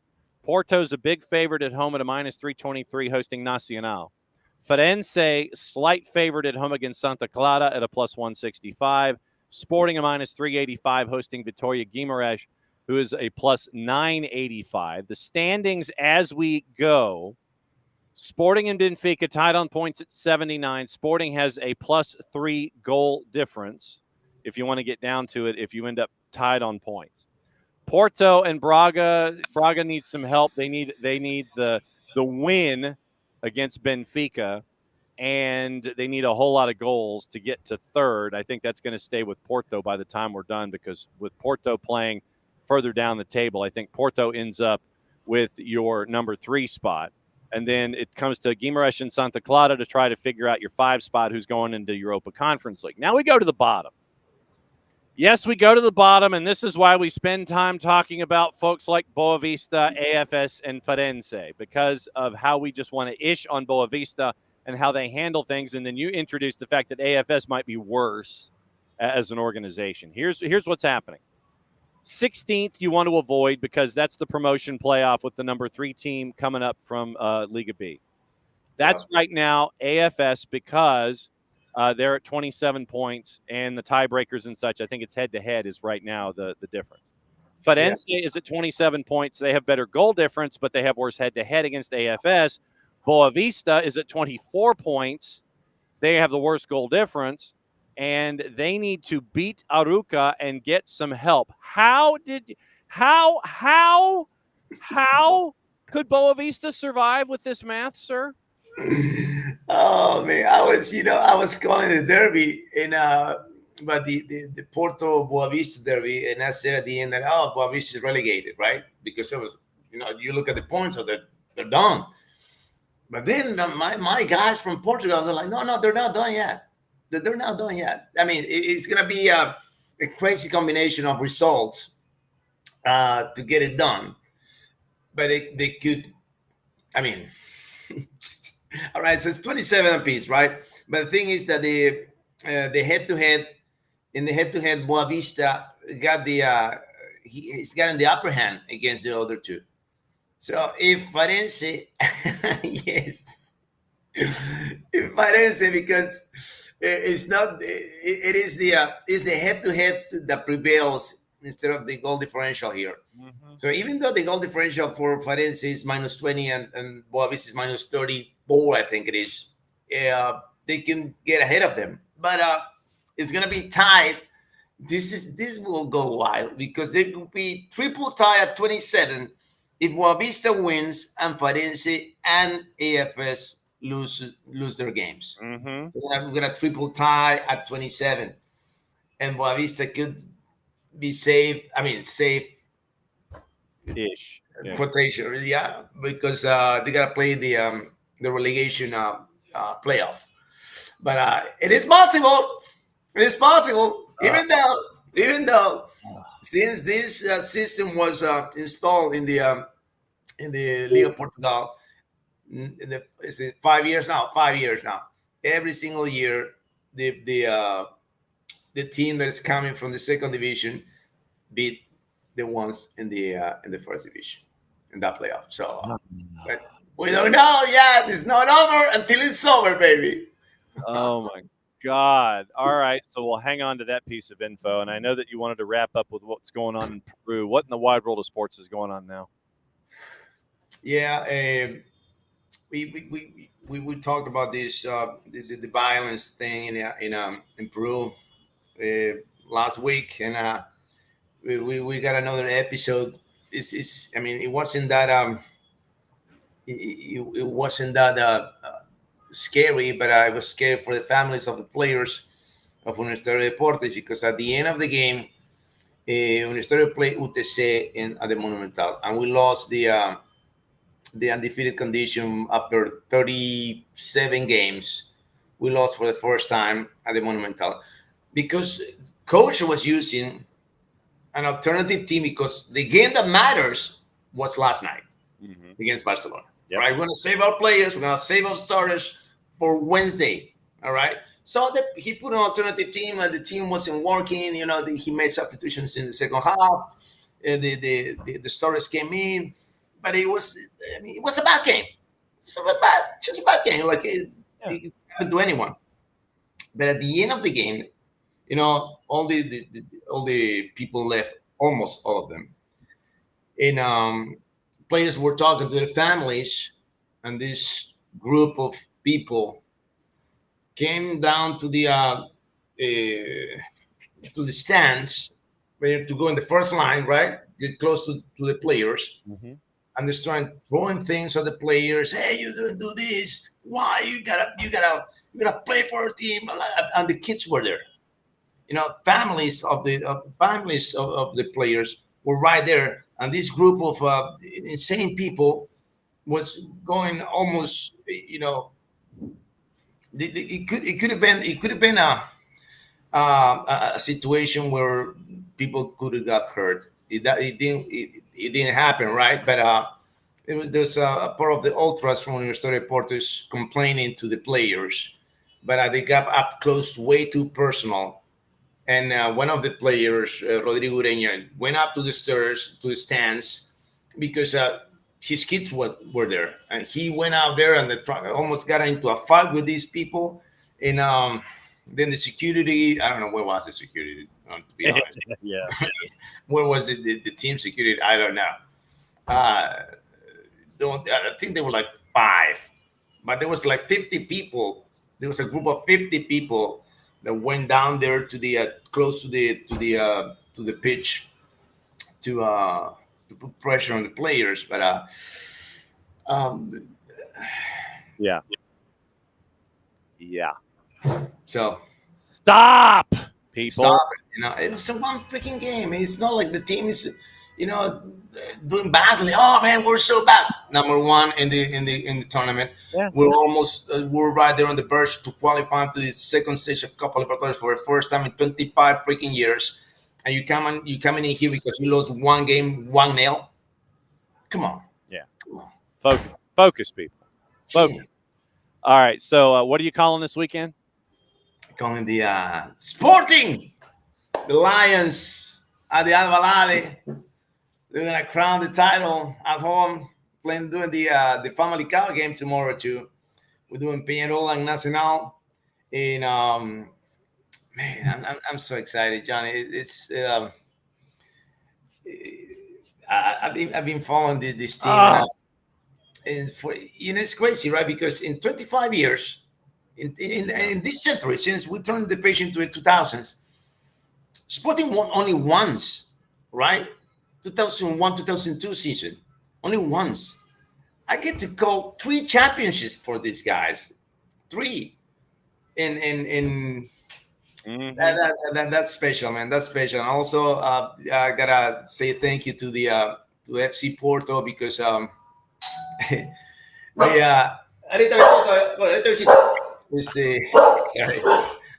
My boy. We gotta go to the gym in a second.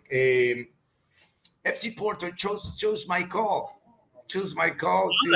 You saw that? Saw that. And, that really made my day, man, because they're from Portugal, brother. They got their broadcasters in Portuguese. I know, and they put it on the subtitles. We gotta use this audio, guys. In Portuguese. That was awesome. That's strong. All right, go to the gym.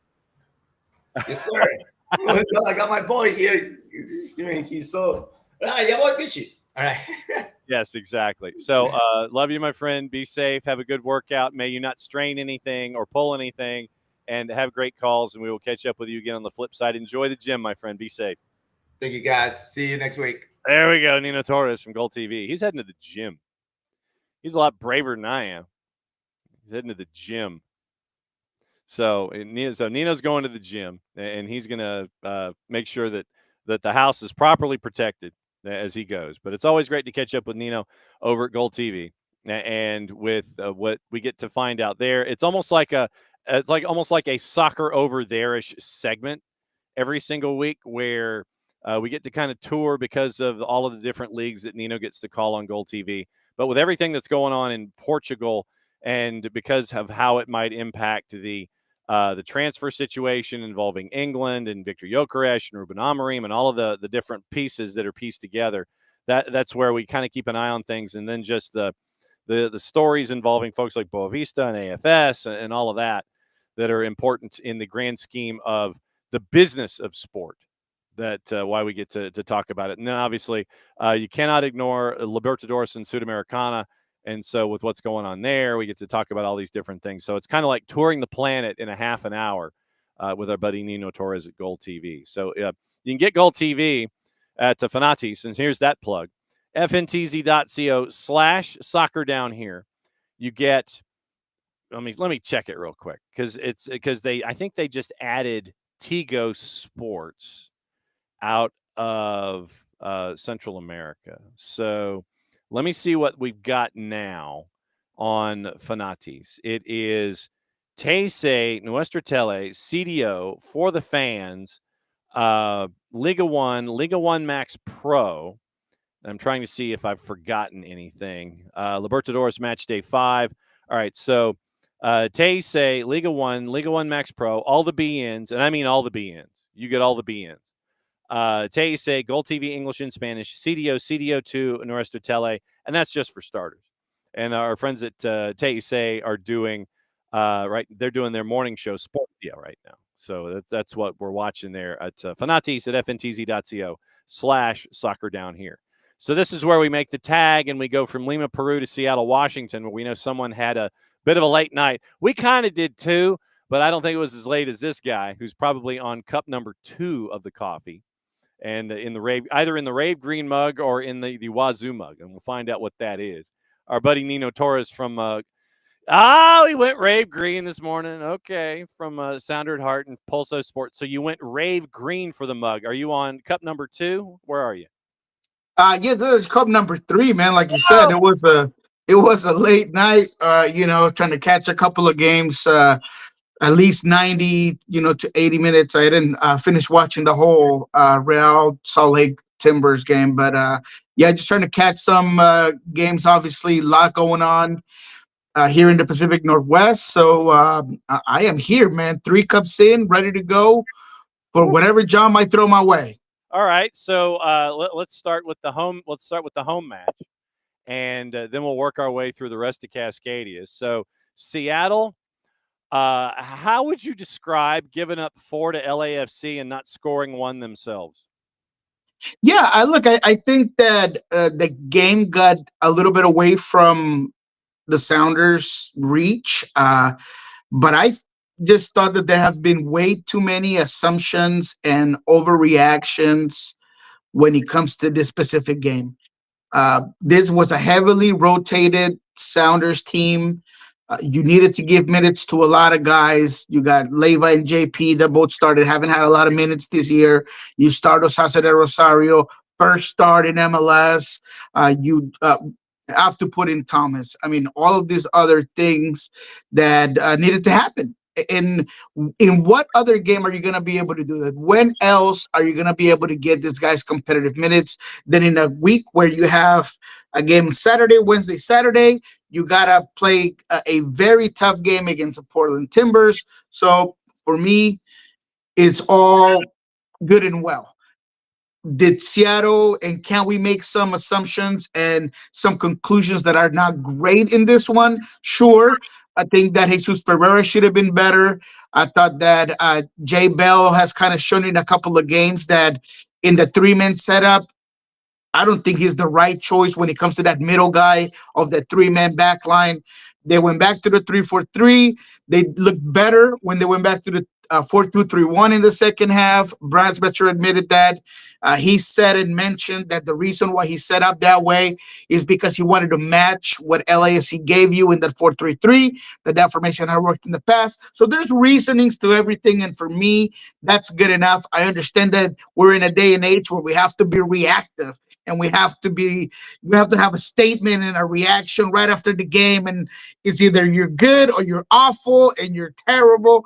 So, and he goes both ways. I was kind of surprised about how much of the LAFC fan base and a lot of comments out there were praising LAFC for beating 4-0 a Sounders team that, again, had a lot of rotating pieces, no starters in this one. So LAFC is no juggernaut. They're the exact same team that ended up drawing 2-2 after, kind of having all of the lead against Vancouver Whitecaps. They're the same team that got put against the ropes by the Timbers and ended up 3-3. I mean, this is the exact same LAFC team. And for Seattle, all the momentum, everything that they've been building, the identity, the concepts, the principles, those are all there. It was just a game that kind of got out of hand. And why do we need context? We need to have immediate reactions. It's got to be one thing or the other. We can't be patient and understand context here. Come on now. You know how it's supposed to work.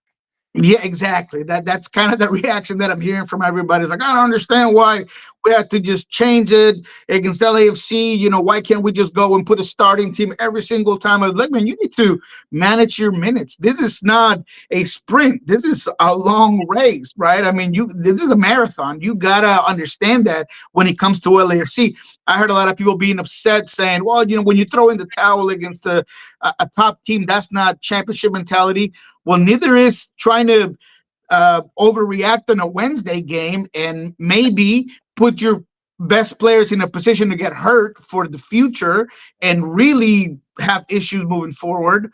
Or you can just relax and understand that, that's a learning lesson. That's the way Brian Spencer talked about it. That's the way the players talked about it. It's a learning lesson in this Wednesday game. Now you go on this weekend in a rivalry game and you put all your frustrations into that game. And now if that doesn't go as you plan, then you can react. Then you can, and don't overreact. Just react to that at that specific time. But if you look at the circumstances, I thought that the Sounders, they were in it for most of the game. It wasn't as bad as the scoreline seemed. You look at when the goals fall. Yamar comes off as well. I mean, there was a lot of things that kind of happened when that second half kind of got out of hand for the Seattle Sounders. So let's just pump the brakes. There's another game this weekend. That's the best thing about the way this setup is right now, is that you get to turn the page, focus on Portland, and we'll see what happens there. But I will say that it's okay to be frustrated. I understand that. A lot of players didn't play up to their best. I thought Danny Leyva wasn't sharp in this one. Usually that's his MO, is being very good on distribution with the ball. I thought it was a little bit off. Other than Pedro de la Vega, a lot of players I feel like underperformed, including even Andrew Thomas. I feel like Andrew Thomas at goal, a guy that's supposed to be the future for the team, he looked overwhelmed at times. He could have used more poise, a little bit more of that, a lot more actually, of that leadership inside the box. So again, lesson learned, you live and you learn. Yep. And then the rest of Cascadia, you had a goalless draw with Salt Lake and Portland. I was intrigued by that. I would have anticipated more goals in that one, but you end up getting Salt Lake and Portland with nothing on the board for anybody to see. Yep. And, that was an interesting game, kind of a chess match to begin with, a little bit slow for, I know that people like goals and not a lot of people like the defensive part of it. But I thought it was an interesting game. I think that regardless of the possession and the opportunities, it was a very even match game. This is another team that had to rotate, had to move some pieces. It was good to see Jonathan Rodriguez back out there. He had an opportunity of a goal for Timbers. You had Kelsey out there, Ortiz and Paredes. So it was evenly matched. I thought that the draw was actually a pretty fair account. We've all kind of looked into ourselves as a team that's starting to move in the right direction. Timbers, despite their deficiencies defensively, they've showed us that they have enough of a power up top where they're in the standings is more than fair. We'll see what happens this weekend, but I thought it was a decent game there from Marcel and the Portland Timbers that had to do a little bit of rotation as well. All right, I kind of buried the lead here a little bit. You wanted MLS After Dark. You got MLS After Dark at PayPal Park. That was a poet and didn't know it. San Jose and Miami, and Messi and friends in the Earthquakes. It got so out of hand that Bruce Arena, after the match was over, was basically restraining Lionel Messi from going after the officials, to where he almost got a red if he kept doing what he was doing. He got a yellow for dissent after the match was over. He wanted to go back for more. Bruce is trying to restrain him from going back for more. It only ended up being a yellow. So Maxi Falcone scores in the first minute. Chicho Arango scores in the third. LaRue scores to make it 2-1 San Jose. Allende scores to make it 2-2. Ian Hart scored to make it 3-2 at 45 plus 4. That was your score at the break. Allende got his brace in the 52nd, and then it was hang on for the final 35. You had 5.5, and you had the over. I'm sure you came out hot. Yes, I definitely had the over. I actually had a 4.5 in this one. Did feel like it was going to be a draw. So it's actually a very good game on that regard. But look, the Pink Phony Club is very, accurate there for this team right now. The antics by Messi's got to stop. And I know I've been criticized, and the bots will come back to get me again. But Messi needs to relax after the games. His frustration should be going elsewhere. I thought that just going into this game, there is a lot of dysfunction with Inter Miami. A lot of it is falling under Javier Mascherano. He had some statements going into this game and after their last game that I thought were uncalled for, that I thought were necessarily what you want to hear out of your head coach.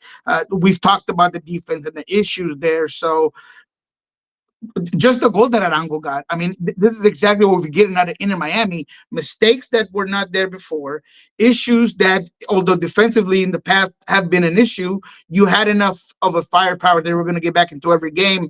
This is San Jose. So 3-3 scoreline should not be making anybody excited that Messi and friends got 3 on San Jose. This is something that we knew was going to happen. So what it is that's wrong with this team is just an inability to be in control. And I think that's why Messi's been so upset. He's used to just being able to dominate games and gameplay him and just be that guy that holds the reins. And that just hasn't been the case.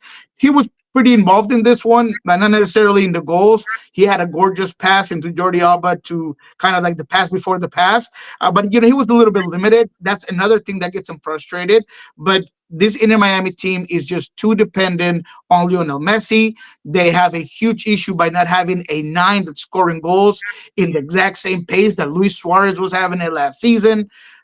Again, I go back to the coaching. I think that there are some holes in the way the substitutions patterns are happening, the way that you're planning the games. I mean, if you go back to what happened with Minnesota, it's exactly that. You knew what Minnesota was going to do. Mascherano said after the game, we knew what they were going to do, and we couldn't stop it. That is not what you want to hear at your head coach. So to me, the problem and the root cause of Inter Miami are a lot deeper than you might seem. The issues are just the top of the glacier, and there's a whole bunch of issues behind it. So, look, I like the phony their cut line for this team, because it does seem like they're living off of Messi's presence, what they did last season, but they're having a hard time backing it up on the field. No doubt. And I want to wrap up what's going on just off of my head before we go to what else happened last night off the top of your head. LAG found yet another way to lose a game. I mean, you had a 2-0 lead. Cuevas and Fagundes scored in the first half, and I was doing pre and post last night on the radio for United, and we were looking at that score at the break, and we're like going, "Bruh, what got into LAG?" And so, of course, then the quicksand happens, and you give up the game-winning goal at 90+6 because Ty Barabo and a teammate had an advantage at the back post as Michael Ua chips it from one side to the other. How you leave two players practically unmarked, I have no idea. But LAG found yet another way to lose a match in Philly last night. Lack of effort and character from this team in the second half. Look, credit to Banny. I thought that the false nine with Reus was great. I thought that it worked. You had him being able to pull defenders. He's a guy that has a huge IQ when it comes to the way he plays the game. Always the extra pass. He sets up those two first goals brilliantly. Sanabria is a guy that this team has missed a lot. He's been injured. He hasn't really adapt as quickly as the team wanted, but he had a decent game yesterday. So a lot of things were going their way. And I even went on, X, and I put it out there. I didn't know that this team knew how to hold the lead because they haven't held the lead other than one time this entire season. There was a stat that was put in the broadcast that they've only held the lead 60 minutes all season long. 60 minutes. That's as much as they've had it. And in this one, they didn't know what to do with it. Which, in what ways, and we've said this in the exact same show, in what ways can a team that you're being able to contain and handle, in what ways do you allow them back into the game? Set pieces. That should have been known. That's exactly what Philadelphia was going to do, and they did it. High intensity, secondary balls. They literally bullied the LA Galaxy in the second half. I thought it was 7-1 in the second half. I mean, something outrageous. LA Galaxy just did not have the grit, did not have that H factor, as we call it in South America, el factor H. They just didn't have it. And that's kind of what it's missing here from this team. And they just seem to have no response. You cannot allow, like you said, Baribo to get that type of header in that specific moment when and I think it's Yoshida that goes to ground when the player that's carrying the ball is running away from you. You go to ground, you allow him to turn around, put that ball back in. I mean, it's just mistake after mistake, issue after issue. But for me, the biggest concern is the character and the inability to come back and get yourself back into the game. Okay, so please explain to those of us who this is the first time I've heard this term. What is this factor H? What is this? Factor H is the grid that comes from the H is to how do I say it? It's cojones. Yeah, there we go. It's the cojones. Yeah. So that's kind of what it is. It's just that factor of like extra strength, and they call it Factor H because it's the unexplicable. Is just the inability to just get you back in the game, right? That strength to just get you through bad moments in the games, and that's kind of what this LA Galaxy team just missed. It's almost as if they were afraid. As soon as the second half started, they were just waiting for things to go wrong. And as soon as they did, they just went back to old habits, and they have nobody on the field that can get him out of there. And I thought Fagundes could do it. I thought Reus could do it. And none of them seem to have any idea on how to get this team going. So testicular fortitude is factor H. There you go. That is exactly it. Okay. Testicular fortitude. Okay. What else stuck out last night from you, whether it's on that coast or in the Eastern Conference? What else stuck out from you from last night? Man, Orlando is a force to be reckoned with. Muriel looks like the Muriel of the Serie A, and I know you hate to hear that because I know the purple team is not your favorite. But Martin Ojeda has played himself into the MVP conversation. I think that they're a team that has a ton of power. Ramiro Enriquez scores yesterday. I mean, there's just so many. Another team that has so many weapons offensively that they're just going to be an issue. Charlotte, obviously, a team that has issues of their own, but still a quality squad. And I mean, I think they've lost 4 in a row as well for Charlotte, but they're still a team that, when you get out there and you play them in that manner, it turns head. So for me, Poppy's doing a great job with his Orlando City team, and I think they're going to be a force to be reckoned with. San Diego, playing Colorado the way they did, I thought that the great thing about San Diego, even when they're kind of up and down, what keeps their floor high is that they understand what they want to do. Set pieces. We're gonna press high. We're gonna make it uncomfortable. And I thought yesterday they did a fantastic job against Colorado, especially with Jordy. They did not let him do absolutely anything. Even in the PK, they're chirping at his ear. You could tell that he's bothered. He misses the PK or is well stopped by the goalkeeper. But I just love the functionality of San Diego. I feel like because they had a bad spell here in the season, people started to dismiss them. Do not dismiss that team. Do not make that mistake. This is the quality squad that could be a problem in the playoffs. DC United a goalless draw with NYC. Montreal had a lead. Columbus got an equalizer, so it was shared results there. Cincinnati over Toronto. News out of Cincinnati this morning. I believe they signed Wilbodo to a contract extension that came across this morning. Houston, an interesting one. At Hell in a Shell, they shut out Minnesota, which I thought was intriguing. And then Nashville over Red Bulls 2-1. St. Louis, all caps in Kansas City. They had a 2-2 draw. Atlanta and Austin had. Yeah, a couple of things there. I think the biggest news out of DC is that once again Benteke goes out early in the first half. Second time this season, that's going to be problematic. Cincinnati getting Kamara, he played some minutes yesterday. I thought that was a great get. I was at one point thinking when Seattle wasn't getting goals from their backups, I thought that maybe they would go out there and get them, but obviously they didn't. It's kind of cool to see him there. And then Nashville. Oh my goodness! What is the number? Oh, Mukhtar. It's looking like Mukhtar of old. BJ Callahan has resurrected the chip of inspiration that had this guy as a former MVP that we had not seen for a couple of seasons. This is the best I've seen him in quite some time. Happy for Mukhtar. Happy for Nashville.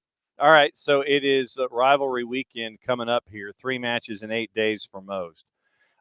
We'll go through some of the ones that are here on the board. Hell is real. Columbus minus 104 hosting Cincinnati. Cincinnati's a plus 259, and the draw is a plus 263. You've also got Cincinnati's a plus what? 259. Wow. Hey, that calls my name. Look, Columbus has been good. Yeah. But Cincinnati has more playmakers. Cincinnati, if you did not see Denke's goal, go back and see it. That dude put everybody on skates. He is not just the buffest guy on the field, but he tends to be one of the most talented. I think that him and Evander are a great match. Both guys can change the game at any moment. Give me that game. Give me Cincinnati. That's going to be a good one. And look, no disrespect to Columbus in their style and their way of play, but when it comes to game changers and who's going to win it, I feel like Cincinnati has more of those players right now than Columbus does. The Bruce Arena Bowl is at 7:40 Eastern time on Saturday night. Revs hosting San Jose. Revs are a minus 104. San Jose is a plus 242. And this is off the heel. So basically what you've done is you've constructed the Bruce Arena Bowl after San Jose put 3 on the board, 6 total in a match. And by the way, your plus 4.5 was about a plus 250. So you were okay there. So San Jose has to go through what they went through going up against Messi and friends. Now they have to fly across the country to be a night game in Foxborough against the Revs. I mean, who is schedule maker and why are you playing? Why is homie playing like this, man? yeah, that is completely logistically wrong. But look, the bad news for San Jose is that Chicho Arango came off injured. Hopefully it's nothing big. Regardless of, I think this is going to be a high-scoring game. We've seen San Jose give up a lot of goals. We've seen them score a lot of goals. Same things for New England, even in their new form that they found. I feel like this is going to be a draw that would at least go 2-2. Okay. I would be willing to go with San Jose if I knew that Chicho Arango was fine, but that's the only thing that's holding me back. However, like I said, I like the draw. I like the 2-2. So I would do a 3.5 in this one. I might even be interested, depending on later down the line, see what Chicho's at to go beyond that. Well, San Jose, the draw is a plus 282 in the composite. Yep, I like that. So your over-under 3.5 is a plus 151. They're not thinking there's going to be a whole lot of goals here. So 3.5 is a plus 151. 4.5 is a plus 346. Oh, yeah. No. That 3.5, that 2-2 sounds real good to me. I like that as well. All right, let's skip ahead to Cascadia. Portland and Seattle. It is 9:30 Eastern time Saturday night. Portland is a plus 173. Draws a plus 250. And Seattle is a plus 141 after having rotated against LAFC in the midweek. Not great numbers, but give me Seattle. Give me Seattle going into this game. I feel like they've been stable. This is a great wake-up call here midweek. The team is going to want to get that game completely behind them by putting in a good performance. Love what Pedro's been doing. You get a rested Christian, a rested Obed, a rested back line. It sounded like the team is starting to get some players back. So Reagan, he may be available for this one as well. So to me, although Timbers have been good at times and they're still a team that focuses a lot on the offensive power, I like Seattle's defensive presence to minimize the Timbers' fortitude up top, and Seattle being the more balanced team, being able to get going. I love the possession spells that we've seen from Seattle lately. A couple of goals that is 16, 17, 18 passes put together. I think that they're really going to have possession in this game, and they're going to make Timbers very uncomfortable. Obviously, you got to be careful with their direct play, with their speed out wide. But to me, Seattle's the better team going into this game, and I'm going to go with Seattle. Sunday night soccer early is Messi and Friends host. A lot of folks may sit there and say, can neither team win? At a plus 278, you can have that. Messi and Friends are a minus 106, and the purple team heading to the Erector Set are a plus 249. What do you think? Give me the purple team, and this is going to be another scoring affair in my regard. So I would definitely go over 3.5 easy, and I would take Orlando City. Look, Miami, I don't want to get too ahead of myself, but it seems like they're imploding. And even when things are going right, like they did yesterday, it's still not good enough. Agenda is starting to get his feet back under him, which is good. But when you have an Orlando team that is in this sort of form going against the Inter Miami team that is so poor at rest defense, that seems to be having a lot of issues when it comes to set pieces, and that to me is going to give this Orlando team a lot of space to play with.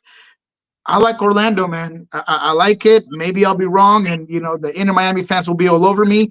But to me, the purple team in this one is probably going to be the winner. Plus 136 for your 3.5, by the way. So it is on the plus side at plus 136. El Trafico, what do you think? It could be a trap game for LAFC. Look, I understand that LA Galaxy just had the great the proud badge of having the worst start in MLS history after what they did against Philadelphia. But it could be a catch game, man. I don't know. I'm really going to try to stay away from this one. Give me the numbers either way. LAFC clearly the heavy favorite. LAFC clearly the team that no one is expecting to lose this one. But those are the ones that will come back and get you. If I will say anything for the LA Galaxy, is that they showed a little bit of heart.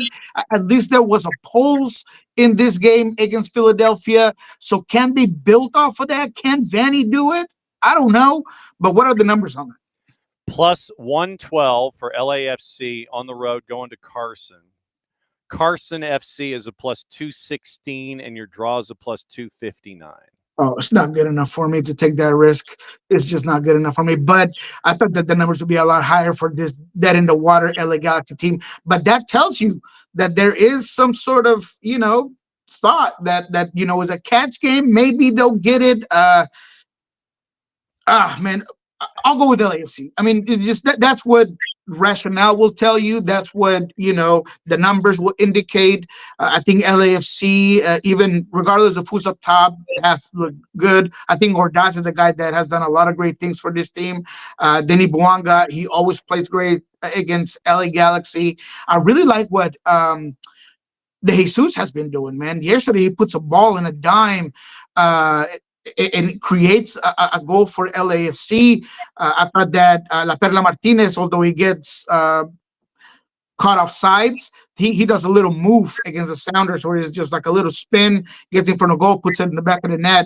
I think that this LAFC team just is a little bit too powerful for the LA Galaxy squad that's having so many issues defensively. So let's go with LAFC.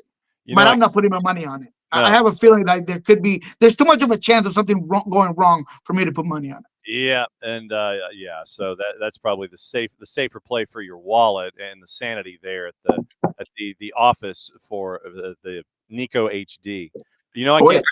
I can't let you go without Atlanta and Philly. Atlanta's favored at a plus 123. Philadelphia is almost a plus 200.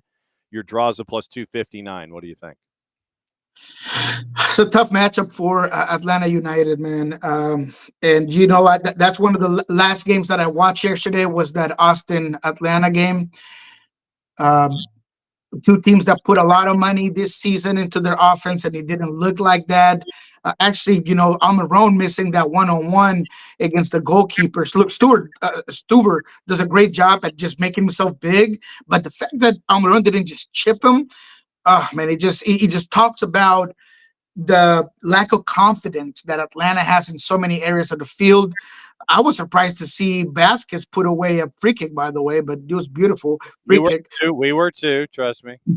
Yeah, it was a great shot, but I was surprised. But going back to Atlanta, I just don't know if they're confident enough to beat a very confident Philadelphia team. Look, Cornell has done a great job with this squad, has changed the identity of that team. I think Barry was really good. Even Bedoya, it seems to have refound a little bit of that fruits of youth and is looking very good. I just think that Philadelphia does too many of the fundamentals thing right for Atlanta to win this game. So I hate to say it, but I think Philadelphia will take this one. They might take it easier than people think. All right, so hit the promo for me. What's going on with Pulso Sports and Sounder at Heart? Yes, sir. Well, we are going to have a couple of days off because the Sounders won't be back in the training field, or at least we won't have availability until Friday. But obviously Friday we'll have everything that comes out of that day. I'm sure we'll have Brian Smesser talking right before the derby. I'm definitely going to get a one-on-one with Andy Rose to talk tactics, talk defense going into this game, and everything else that comes up on YouTube. But when it comes to what's already set up, Fridays with Jeremiah, of course, what we learned this week is going to be a little bit of two games, right? LAFC, what happened, what we saw, what we learned on that specific Friday, and of course, what we expect out of a tough game in Portland. So go ahead and check that out. And of course, on Monday, as always, kick off with Lobbins Scorchers and Ari Lallenwall. So go ahead and check that out. As always, my friend, great to see you. Enjoy your third cup of coffee. Go get yourself some breakfast, and we will catch up with you again this time next week. It's always great to see your face, my friend. You're the man, baby. All right, that's Niko Moreno from Pulso Sports and Sounder at Heart. He's going to go finish his third cup of coffee and probably head to number 4, or maybe get a nap, one of the two, or maybe both. But no, it's always great to catch up with Nino and Niko in the Power Hour on Thursday, and it was great to catch up with Todd Lewis from the Free Kick POD and find out, get an early scouting report on Philadelphia Union. Tomorrow, we'll go deeper into your thoughts involving Atlanta United and Austin and what you think heading into Philadelphia. And it'll be the standard hour of chaos. We'll see if we can catch up with our friends at Beyond Goals Mentoring, and we'll see what we can do in laying all of the other news out for you, getting you ready for the third match in an 8-day period for a lot of teams in Major League Soccer. Gossip, rumor, and innuendo before we get out of here. and what to watch, where to watch it, how to watch it. Remember, we'll be back top of the hour. It'll be an abbreviated version of Soccer is in Session Playoff Daily Live. Judson Hamby, the head coach at Oconee County, is going to join us at 12:15. So we're going to go over brackets and scores. We're going to talk to Judson Hamby about the win over Jefferson yesterday. Great ambassador for the sport. Fantastic match to show off the best talent in the state of Georgia. And we'll be back at it again later in the afternoon after that on the NFHS Network. Jarrett and I will have your 6A games from McEachern, and Maddie and Jason will have the quads. You'll also have Class A Division II out of Macon with our buddy Mateen Rod. So he'll have those for you with LOA making a stand and Atkinson County traveling from Pearson to take on LOA in one of those matchups. So we're going to have all of that activity coming up. Soccer is in Session Playoff Daily Live. Scores, brackets, Judson Hamby, and then that'll be your show for your Thursday, and we'll get you ready for everything later today. We're also going to catch up with Tormenta on the USLW side, and that interview will be posted this weekend, so you can catch up with them with their season coming up already underway. So gossip for today is where we're going to go, and you're going to have a fair amount in and around. So Florian Wirtz seems to be a gentleman that is under the spell of Manchester City. They've met with Bayer Leverkusen for Wirtz over a possible summer move. Liverpool also have made contact with Wirtz. They're interested as well. Manchester City and Arsenal circling Rodrigo at Real Madrid amid reports of the Brazilian falling out with club staff. Joshua Zirkzee is a summer transfer target for Inter Milan after his campaign this season.